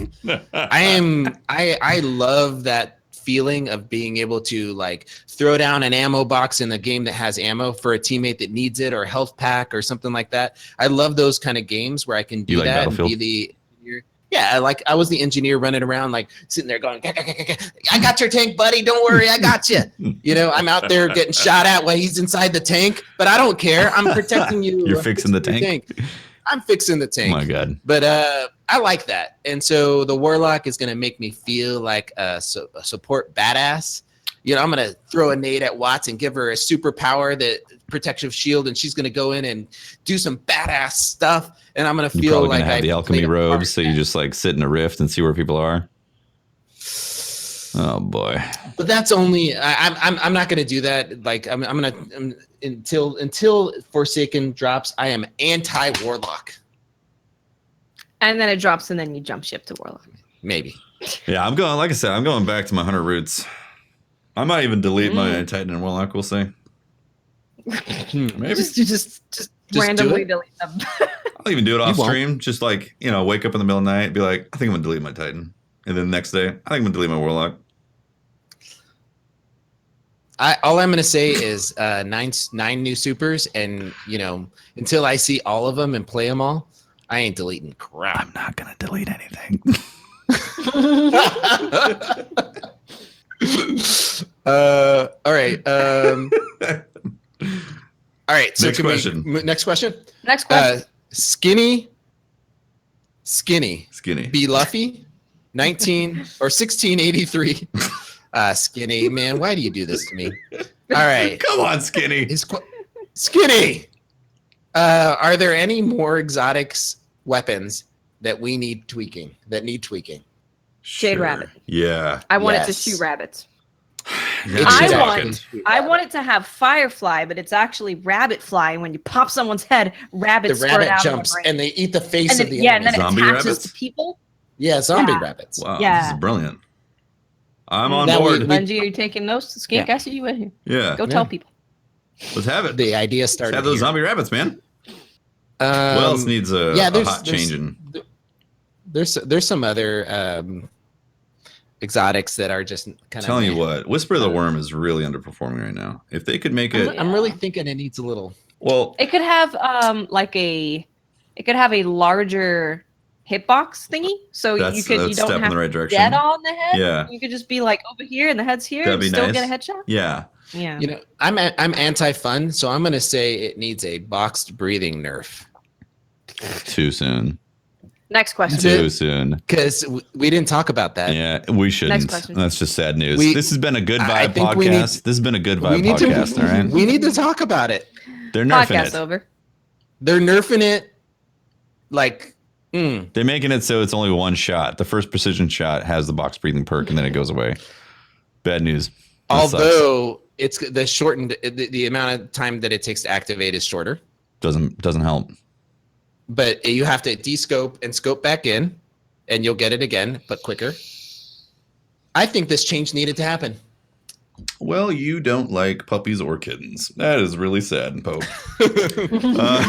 I was really surprised they went to that spot with the box breathing, but that's too bad. It does significantly nerf that. You know what would be awesome for Whisper the Worm? Doesn't need it. Yeah, Whisper actually doesn't really need it. It's so powerful already. But it'd be great for an alternate attack where you grab it like a bat and you clump somebody with it. and then it summons a worm out of the ground and gobbles them. More summoning of animals. This is what we need. I think I that'd need make more it of my better. weapons to summon things. Yep. We need our ghost to have a pet that the projection is the pet, right? And then we can have it fight for us. Yes. We need Harry Potter meets Destiny. Okay. Expecto Patronum. All right. Next question. Where are we next? Yeah, I'm ready. You go. Oh, me go? Okay. Oh, I'll go. You go. Okay. You go. Tef, go. Discord. I'm going to read from Discord. Let's see. Okay. There you go. This is going well. All right. Tanik says, should there still be some legendary shotties and snipers that stay in the power slot? I would like to run hand cannon plus fighting line plus a shotgun. You want to stay in the current meta, Tanix? Unbelievable, man. You need to. I'm actually banning him from the Discord server right now. Server ban. Okay. Server ban from Tanix. Server ban. Yep. It's actually it's staying there, right? Like, I mean, you can still run Acreus. You can still run Acreus, and then you couldn't run fighting line, right? But you could still run something like a single chamber grenade launcher in there. True. Yeah, that is true. He wants his cake and he wants to eat it too. And you know what? And we know about that. Oh lordy, you can't have your cake and eat it too. Patrick's not here. Yeah, I just had like PTSD suddenly. It was. How long was that argument? Oh, it was pretty long. Too long. It was pretty long. For months, he just demanded that you could have both. Yeah, I feel like they've actually done a pretty good job with the way they're setting up to where exotics still stay there, because you'll be able to have I mean, obviously Whisper and what's the new one that we don't have on PC? Borealis. Yeah, Borealis is going to come over, be able to use that in the heavy slot, and then there is a few things that are probably going to go away. I just can't really fully think of them. Yeah. All right. Yeah, I really think that we're going to get those powerful combinations. But I do like that the power slot is going to be. Acreus belongs in the power slot, right? Oh my god. Acreus with the catalyst is 6th in the magazine. Yes. It's insane. It's so good. That's crazy. Yeah. Next question? Next. Sure. From the worst Guardian, going into Forsaken, day 1, which class, abilities, and weapons will you be rocking? What's going to be your first thing that you load up? Titan. Defender, and I'm going to go anti-meta, and I'm going to go straight Graviton Lance, probably my better devils, and I'm going to really reach out there, and I'm going to go the grenade launcher, the proximity detonation. Play the game. It's very few people. Yeah, play the game. Very few people use it. It's kind of a niche weapon. Anyway. You playing PvP? That's what I'm in it. I like it in PvE. Okay, sure. I'm going to go with Arc Strider, and I'm going to be using my Midnight Coup. Surprise, surprise. I'm going to be using Big Mood Shotty, a.k.a. Icalos Shotgun. And I'm going to be using Whisper the Worm, a.k.a. Black Spindle, Black Hammer 2.0. Until something better drops and I'll go, oh my god. Or I don't have like the ability to infuse it because it's going to be too expensive or something. How long? Oh, sorry. Go ahead. What? Sorry. I'm going to go Night Stalker because we have the faster activation of the tether. Yes. So that'll be fun. Definitely got to have the Black Hammer Spindle. Gotta have that, because still, I think even in Forsaken, it's gonna be pretty good. It's gonna be hard to outdo the Black it still is amazing. Like that precision upgrade is ridiculous. It's like the numbers look like it's 10 times the amount of damage. Oh, it's crazy. It is insane. Probably Midnight Coup and the Icalos SMG. Oh, nice. Yeah, good SMG. Although that only gives me 2 damage types, because it's gonna be no. The SMG can be whatever I want. Never mind. Take it back. True. Are you concerned about solar damage? Too much solar damage? I don't think I'm concerned. Yeah. No. I think Although, yeah, there's not that many arc damage powerful weapons. Yeah. Besides Risk Runner's right? great. But I think although we have Acris as well. I'm talking out of my ass. Next question. Next question. Let's get it. What did everyone think about the RDR2 from Florida gameplay Gator video? Red Dead Redemption 2 gameplay? Well, the game looks really bad, and judging by its previous game, it's going to be a flop. Nobody's going to want to play Red Dead. Absolutely. Yeah. Dead game. Yeah, It's a dead game. Basically, dead game. Beating a dead horse, literally. If you thought Destiny was dead, let's be honest. Red Dead Redemption 2 on delivery is going to be a big steaming pile of bullcrap. That better be an achievement in the game where you're beating your dead horse. Oh my god! So they show a thing where you actually like you pet your horse, you groom it to like get a better bond with your horse. Like one of the mechanics, like that's really cool.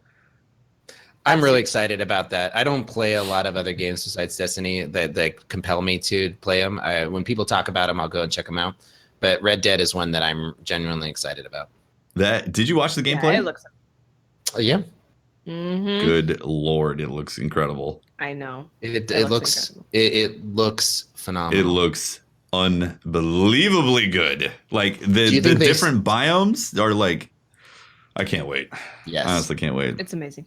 It's so good. Dead game, guys. Nobody's gonna play it. Moving on. Next question. Yep. Moving on. Me? Okay. This is from Eric. If you could adopt a feature, trait, or talent of one of your co-hosts, what would it be? Note, once a person has been selected, they cannot be picked again. Wow. Okay, wait. Read it again. If you could adopt a feature, trait, or talent of one of your co-hosts, what would it be? All right. Oh. Got it. Oh. I would adopt the knowledge of anime from Watts.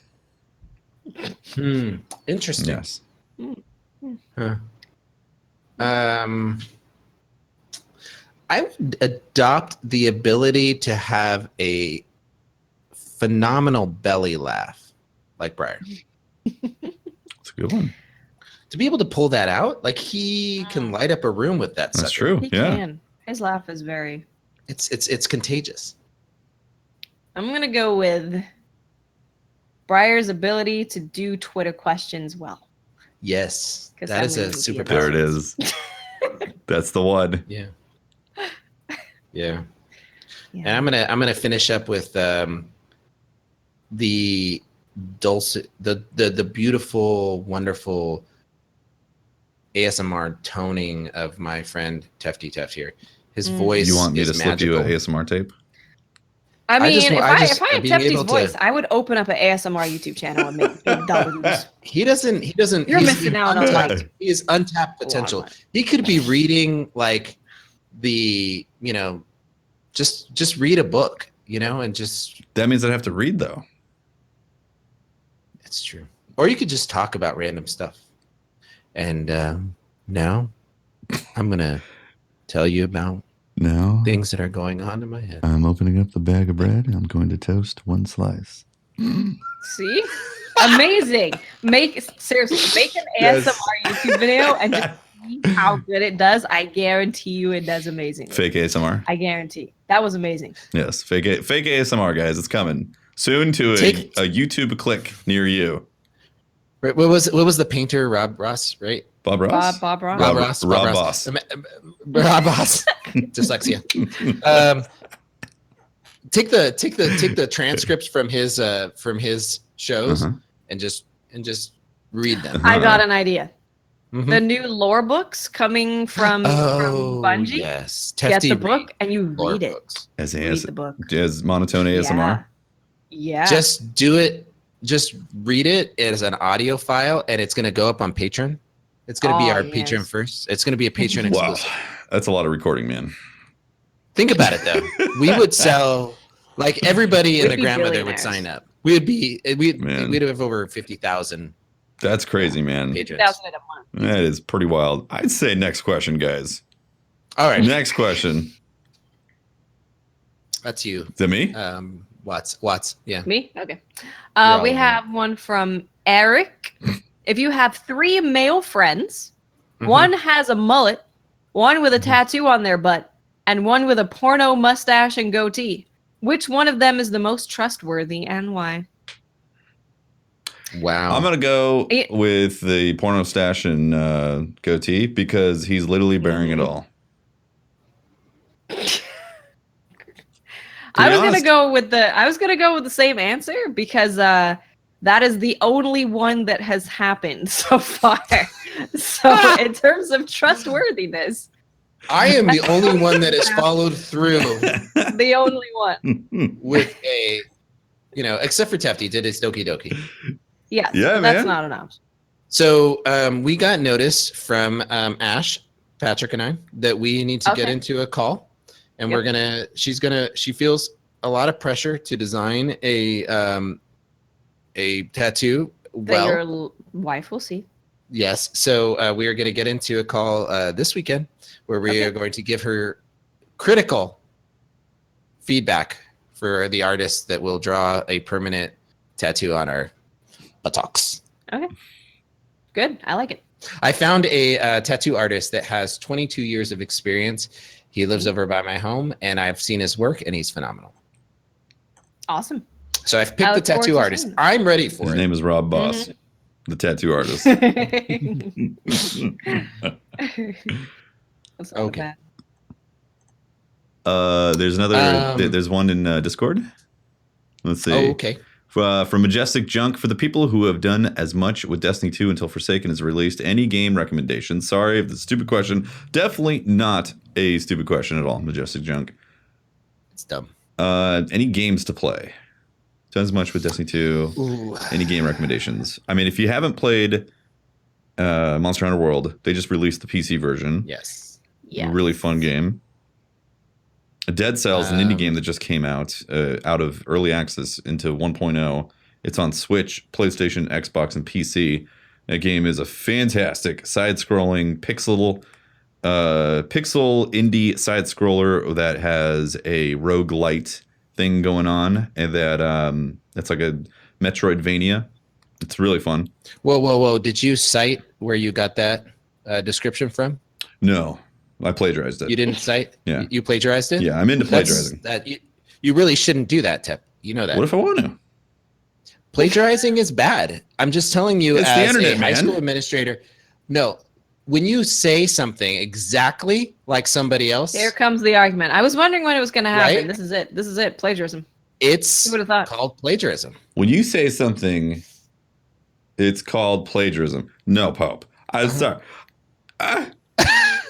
God of War. That's another good one. No Man's Sky. Well, do we want to talk about that for a second?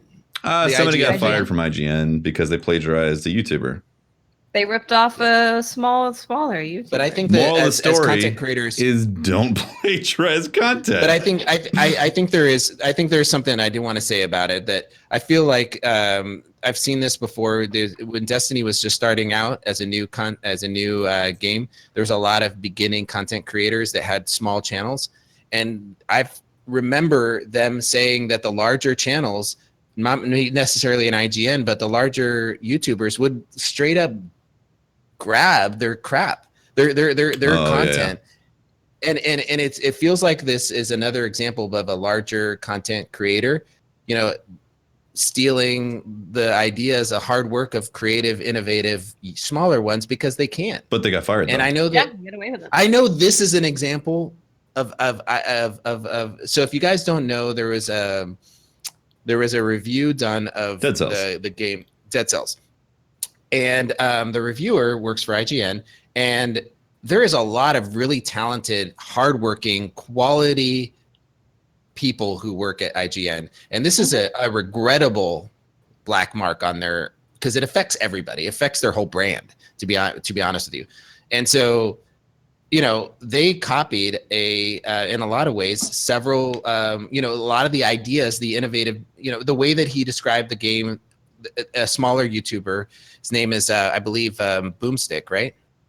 Boomstick Gaming, I think. Boomstick Gaming. I apologize if I'm not but he did a great review, and obviously IGN, the guy that was reviewing it, thought so as well, and he used a lot of the same ideas to describe it, and you know, it just, I feel like it highlights the kind of the predatory nature of content creation, and so it's regrettable. Fast, they did. They responded quickly, and I like I said, I know a lot of some of the IGN people, and there are crazy, hardworking, talented people, of course. and it's a shame that it happened, but there's really no way they could have prevented it. No, yeah, it comes down to your honor and respect as a writer and all that. And it's funny because Jason Schreier, when we talked to him on SideQuest, he literally talked about how like plagiarism is like career suicide. If you get caught doing that, like, your career's over. You can't be a respected journalist if you get caught stealing someone else's stuff. Yeah, it's like the highest offense that you can do in that profession. And that guy unfortunately committed the highest offense, and now, well, it's time for a career change. Yeah, and he was legit good on some of their content. I enjoyed watching him on the Nintendo voice chat, and it was, you know, whatever. But like, I guess I just wanted to highlight that. And I know we went from a very jovial comment to kind of a serious one, but I really feel like this space is really hard for new content creators to come up. And this, I'm glad to see that IGN reacted as well as they did and as quickly as they did. It sends a message across the industry, hopefully, that, you know, giving them an opportunity. I don't know if they gave Boomstick an opportunity to post his review on IGN, but I wish they did, and I hope that he gets. Nice. Yeah, a lot of people know his name now, hopefully, because he does good stuff. Yeah, and anyway, that being said, Dead Cells is an awesome game. It's a good game. It is very good, and I highly recommend it. Was Boomstick's review that made me want to go play it. Yeah, I've been playing it for about on and off for a year, and they've been doing these updates and revamping it and like working on the build system, the different loot you can get, and it's just a fantastic side scroller. Such a good game, and it's on Switch, plays beautifully on the Switch, plays great on PC, all that. Next question. This is from Kenneth on Twitter. If you were able to have a new vendor in Forsaken from anyone in the Destiny universe, who would you pick? Example, Zal, Zur, Oryx, or even one of the magical dragons. A new vendor? A new vendor. I would like to have Randall the Vandal. Nice. Just try to sell me stuff and swindle me. Like, just try to like ridiculously swindle me. Like he sells you a pile of rocks. Like you could run up to him on the you know, out at in the EDZ and either shoot him and he fights back, or if you went up and you talk to him, he'll be like, "Yo, I've got these things." Hi there, partner. Right? I got a few items for you to sell. I got wares for your troubles, traveler. Yeah, exactly. That's Randall right there. I used to be an adventurer till I got it. Yeah, that'd be cool, Randall. Let's see. I don't know, actually. I'd like a Cyrus finally. Like Cyrus can again, Brother Vance give you legit armor instead of that knockoff. Yeah, Brother Vance fake gold armor. Brother Vance trips, his head gets hit right on a rock, dies immediately. Nobody cares. He gets thrown out the vent, the tower, whatever. He gets burnt up, and then Cyrus comes in. Is like, well, I guess it's time to be a vendor and actually get some quests and some stories and sell some cool things. Yeah, I'll take a Cyrus. I'm gonna go with Omnigul. Just because then you'll be in the tower or wherever, and she'll just be screaming. Cackles. Finally, somebody louder than Tess. You mean? Yeah, she can drown out Tess's. She could be right next. Yeah, she could take a shot next to Tess, so it's like a deterrent. Yes. No, so Tess has to listen to her screams all the time, and then you could add some. You could add some lines to Tess and be like, "Oh my god, why is she yelling?" That would be amazing. Or you could have Mr. Defiled, who thirsts for our light. Psylocke? Psylocke! So he's also pretty loud, maybe. I don't know. It was mostly Varix. It was just loud. Varix is very jovial that control Tess. We want someone to just straight up troll Tess for like a while. Maybe Oryx could take her? Just suggestion. Oh man, Oryx, slowly. I got a job for you. Like piece by piece, you know. Oryx, that'd be great. Like you zone into the tower, and then you just turn around and it's Mega Oryx from the raid. Mega Oryx. Like, That would be cool. He's just sitting there like, hi. He's giving you worm spore for like ether or something. I would love it if he comes back into the tower as a vendor, gigantic Oryx, and now he's just like funny. He's just like some comedian guy. He's like Seinfeld. yeah. It's Seinfeld Oryx, man. What's the deal with these thrall? They're always just milling around. And he's like, oh, that Eververse, I want to take her so bad. Guardians just keep on killing me. I don't get it. Let's be friends. That'd be great. All right, here's a question from another one from Mr. Good Bites. Which is best, tacos, burritos, or quesadillas? Now describe how you like whichever one you picked prepared. Soft shell tacos. I'm going soft shell tacos. Really? Are Yeah, they I just- corn or flour? Flour. I hate corn ones. They have this weird aftertaste that Well, because they're not all, cooked. all I taste is corn. Yeah. But like bad corn. They got to be cooked. Sounds like you've had bad street tacos. Yeah. Probably. You need some good street tacos. Maybe. You need to come I like by. flour. Well, This must be a Seattle California, thing. We'll show you. Yeah. No, They probably it's- have like I don't like buckwheat the after like corn tacos. taste. Let's be honest. How far are you from Mexico in Seattle? Very, The further very you far. are from Mexico, the quality of Mexican food diminishes. it goes out the window. Probably. Yeah. Yeah. It's true. Let's just go with that. The closer the border, the Mexican food was delicious, and you'd have some soft shell tacos that would rock your world. Because that's what I would go with as well. The tacos, street tacos. Those are just Street Oh. tacos. And for those uninitiated to the pleasure of the street taco, what is a street taco? Does it have sour cream? typically not. No. Does I it don't have like sour cheese and all that? No, Sometimes. See, you can get fancy sometimes, with it. but it's queso fresco. It's queso fresco. It's Yeah. not. It's not like shredded cheese. It's not like. Yeah, typically, like you got some diced onions, some cilantro. Cilantro. You have So, carne lime. asada. That's like they just know how to cook it perfectly, and like that's the basic one. And then some delicious fresh salsa that's usually pretty hot that they made there. Yeah. Pico de gallo. You could do pico. Yep. Yep. So there's but the street tacos come in like the carnitas, they're just different types of meats that you can put in there. I'm gonna go a little different. One of my favorite is a burrito. It's a breakfast burrito. Well, you can get it any time, but it's chorizo and eggs with potatoes and onions. And Those are good, too. it's a breakfast burrito that is chorizo is like it's a beautiful thing. It's delicious. Beautiful thing. Yeah. Yeah. Every now and then you can also get some fancy stuff with those street tacos. Have a little buttery soft avocado put on top of it. Oh yeah. Oh, Okay. Yeah. Oh yeah. Now I'm officially hungry. Yeah, let's do this. Mhm. It's been a good podcast. I'm hungry. Yeah. Yeah. Mm-hmm. Yeah. Speaking of, how many more questions have we got? There's a I'm just- bazillion. I'm pulling it out my ass. We should We're do just 2 more randomly questions. going. Okay. I 2, want to see which ones. dos, más. All right. Gosh, Briar's gonna kill us. We are like leaving He's so many gonna be good really ones on the mad. table. But then maybe he'll Um, just like never be sick. He left the again. podcast on the table, guys. All right. That's what we have to do So with the questions. Here's a question from Genre None. How do you guys think the new Twitch multi-sub algorithm is working? Should we test it? What is the Twitch multi? I honestly don't know. What is that? I'm not fishing for Twitch- anything. I don't know what that is. Twitch put in a feature to where so Okay. you could gift subs, but you had to choose the username before. Now they made it so there's an algorithm that you can gift subs in multiple bulk amounts. So you can be like 1, It's 5, crazy. 10, 50, also different tiers and all that. And the algorithm will Okay. choose regulars from chat and gift them a sub. Oh, really? Yeah. That's really cool. It's man. really cool. We had a 261 sub train today, That's amazing.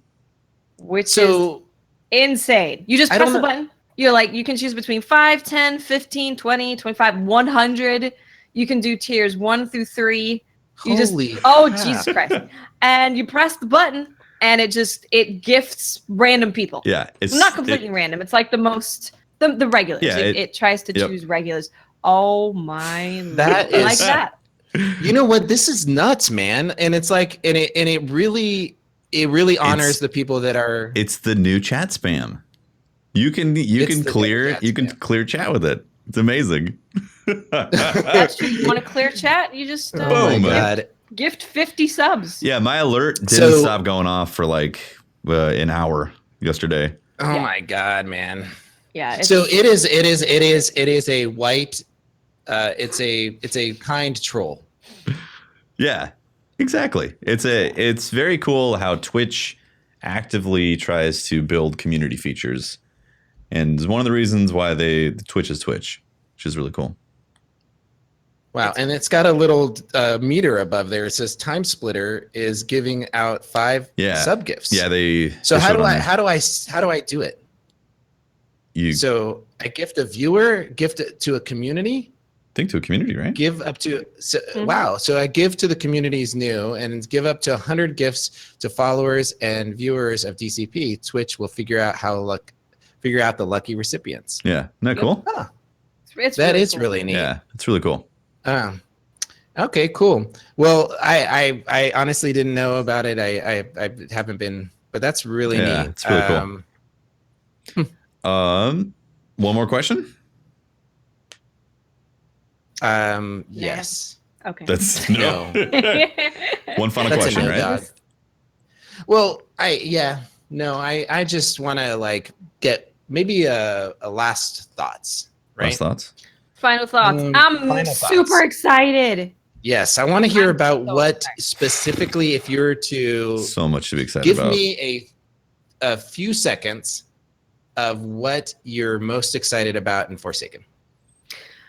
So at the very beginning of the live stream about the combat, Josh Hamrick said something very exciting. And he said that he wants to increase the plays. He wants to increase the skill gap. And that's what he's doing. I'm super excited about the sandbox. Dreamy City, first time we had an end game location. So much to do in there. And that's just the end game. We got Gambit. Basically, Bungie is like, hey, guys, I heard you wanted this thing and this thing and this thing. Here's the things. Yeah. They're Bungie's, I think, just reading from my mind at this point. They're giving me everything I want. Yeah, that's how it feels to me. I just feel like every time I'm like, yes, that's what I want. If I was going to specifically grab anything, man, I think it would have to be an end game destination. First time ever getting an end game destination. First time ever. That's really freaking cool. Yep. Pope, how about you? I am most excited about being able to take my raid team into doing something else that's PvE related. Yeah. Mm-hmm. That is so true. The idea of going to the well and, just bring in my, just warming up a little, maybe. That feels like a little warm up. Yeah, exactly. You don't go into the raid cold. You can jump in there, drop in and have some fun and then, go from there. Bingo. But yeah. Well, that's the podcast. It's a big boy. Is it? Yeah, that's the podcast. Right we've got. Can I take a second to talk about what our guests are going to look like for the? Hell yeah! Let's do it, man. We've got one freaking awesome setup coming up to Forsaken and through it, and we've next week. I'm stoked to have. I want to balance and it's another PvP mind in here. We're going to have Gigs on the show. Nice. Gigs is going to come over and he's going to sit down. We're going to talk some of the stuff that we've seen in these trailers and what it means to the PvP minded competitive community. On the 23rd, so that's next week. On the 23rd, we're going to have Paul Tassi. He's a writer for Forbes and he's an avid Destiny player. And I'm really excited to hear what his thoughts are on sort of the digesting of the information that's coming out and just to hear him narrate what he's seeing happening in the community. On the 30th, so after the 28th is going to have the content changes to the world. we're going to have True Vanguard on the 30th. Yeah. So TV is going to show up, and we're just going to round up some good old friends here. And I'm excited to have TV on. He's going to be on the 30th. Leading up to the next week, which Forsaken launches on September 4th.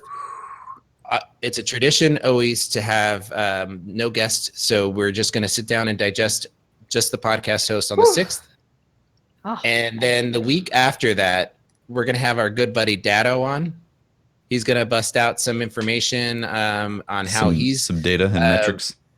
Some data, some optimal DPSing. And the next week after that, so the 20th, so the next 2 weeks, we're going to go Dado, we're going to go Triple. So Triple's going to be on the 20th. And then I'm really excited to announce that on the 27th, to finish off the month of September, so our Forsaken journey, we are going to have the Bungie raid design team on. They're going to be Joe. It's going to be really fun. I'm talking to these guys, and they're really excited to come on. They actually approached us to be on the show. Got a good date planned, and we're going to sit down and we're going to talk. We're going to talk raids. The raids. That's going to be cool. Yeah, that's going to. I'm really excited. Cool. So this is. I want to just tell you guys that it is so much fun to plan these things and prepare them for you. You guys give us an opportunity to really get out there and talk to the community, and I don't know, it's the Twitch subscribers, the people that are active on our Patreon. You guys that if you're not supporting us in those ways, you're retweeting our tweets, you're listening to us on YouTube, or all these ways that you consume our podcast every week really give us an opportunity to do what we do. And I'm just excited to see our friends come onto the show and talk to us about this game we love, and to be pumped about it. Oh man, and have Forsaken in the future. It's a good it's time. So close. Dado, Triple, it's getting close. The raid team guys. I mean, gigs. This is a great lead up. We're just excited to have you guys along for the journey, and thank you for being there, man. Absolutely. Really appreciate it. All right, well, that is episode number 97. Thanks for hanging out and watching, guys. That's really cool. If you want to find more of me on the internet, look for @Teft on Twitter. That is my Twitter handle, @Teft, T-E-F-T. And I stream on twitch.tv/TeftyTeft, usually Friday through Wednesday in the evening time Pacific. And I have a YouTube. Oh wait, you're done. I was just you have a YouTube channel. My YouTube Nightfalls with memes. That's true. The Nightfalls with memes have returned. It's really entertaining. So. It's good. It's Memes channel. You should. It's Memes channel actually. She really has owned his YouTube channel. She does the editing. She's the one who posts it. So it's the Memes channel. Yeah. Do you find that it's dangerous to give your wife editing power? Definitely not. It's freeing. It's fantastic. I'm very happy about it. And if you want to find me, you can just search for Miss 5000 Watts on Twitch, Twitter, and YouTube. I play video games. We talk about anime as well. It's fun time. When do you do the anime podcast? It is Wednesday at 5 p.m. Nice. Pacific. I've been tuning in. I want you guys to get more information about anime. Yes, we're turning into it. You should come on, and we should do the turning Tefty into a weeb set. Maybe need memes on that one. Got to convince memes to get into the anime stuff, and then it's okay. We'll get memes on there. Then it'll be locked in. We're going to be bringing Watts' podcast over to when we move over to Audio Boom has been our, this is also something we're announcing. Audio Boom has been our ad revenue guys for a while now. And I'm really excited to announce that we're moving over our podcast from Podbean over to Audio Boom. Nothing's going to change on your end. The links and everything are going to be the same. So don't worry about that. We're just going to be able to provide a better platform for you.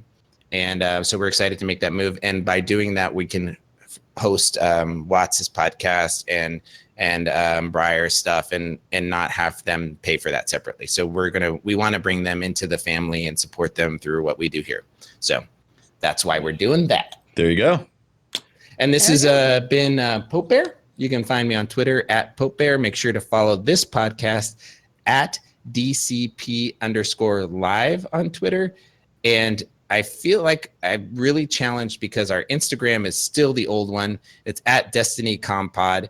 But we are going to be posting lots of cool stuff. We are posting cool stuff on there, but we're getting into the video mix of that. And Sly and Watts are working on posting some cool videos to that for you.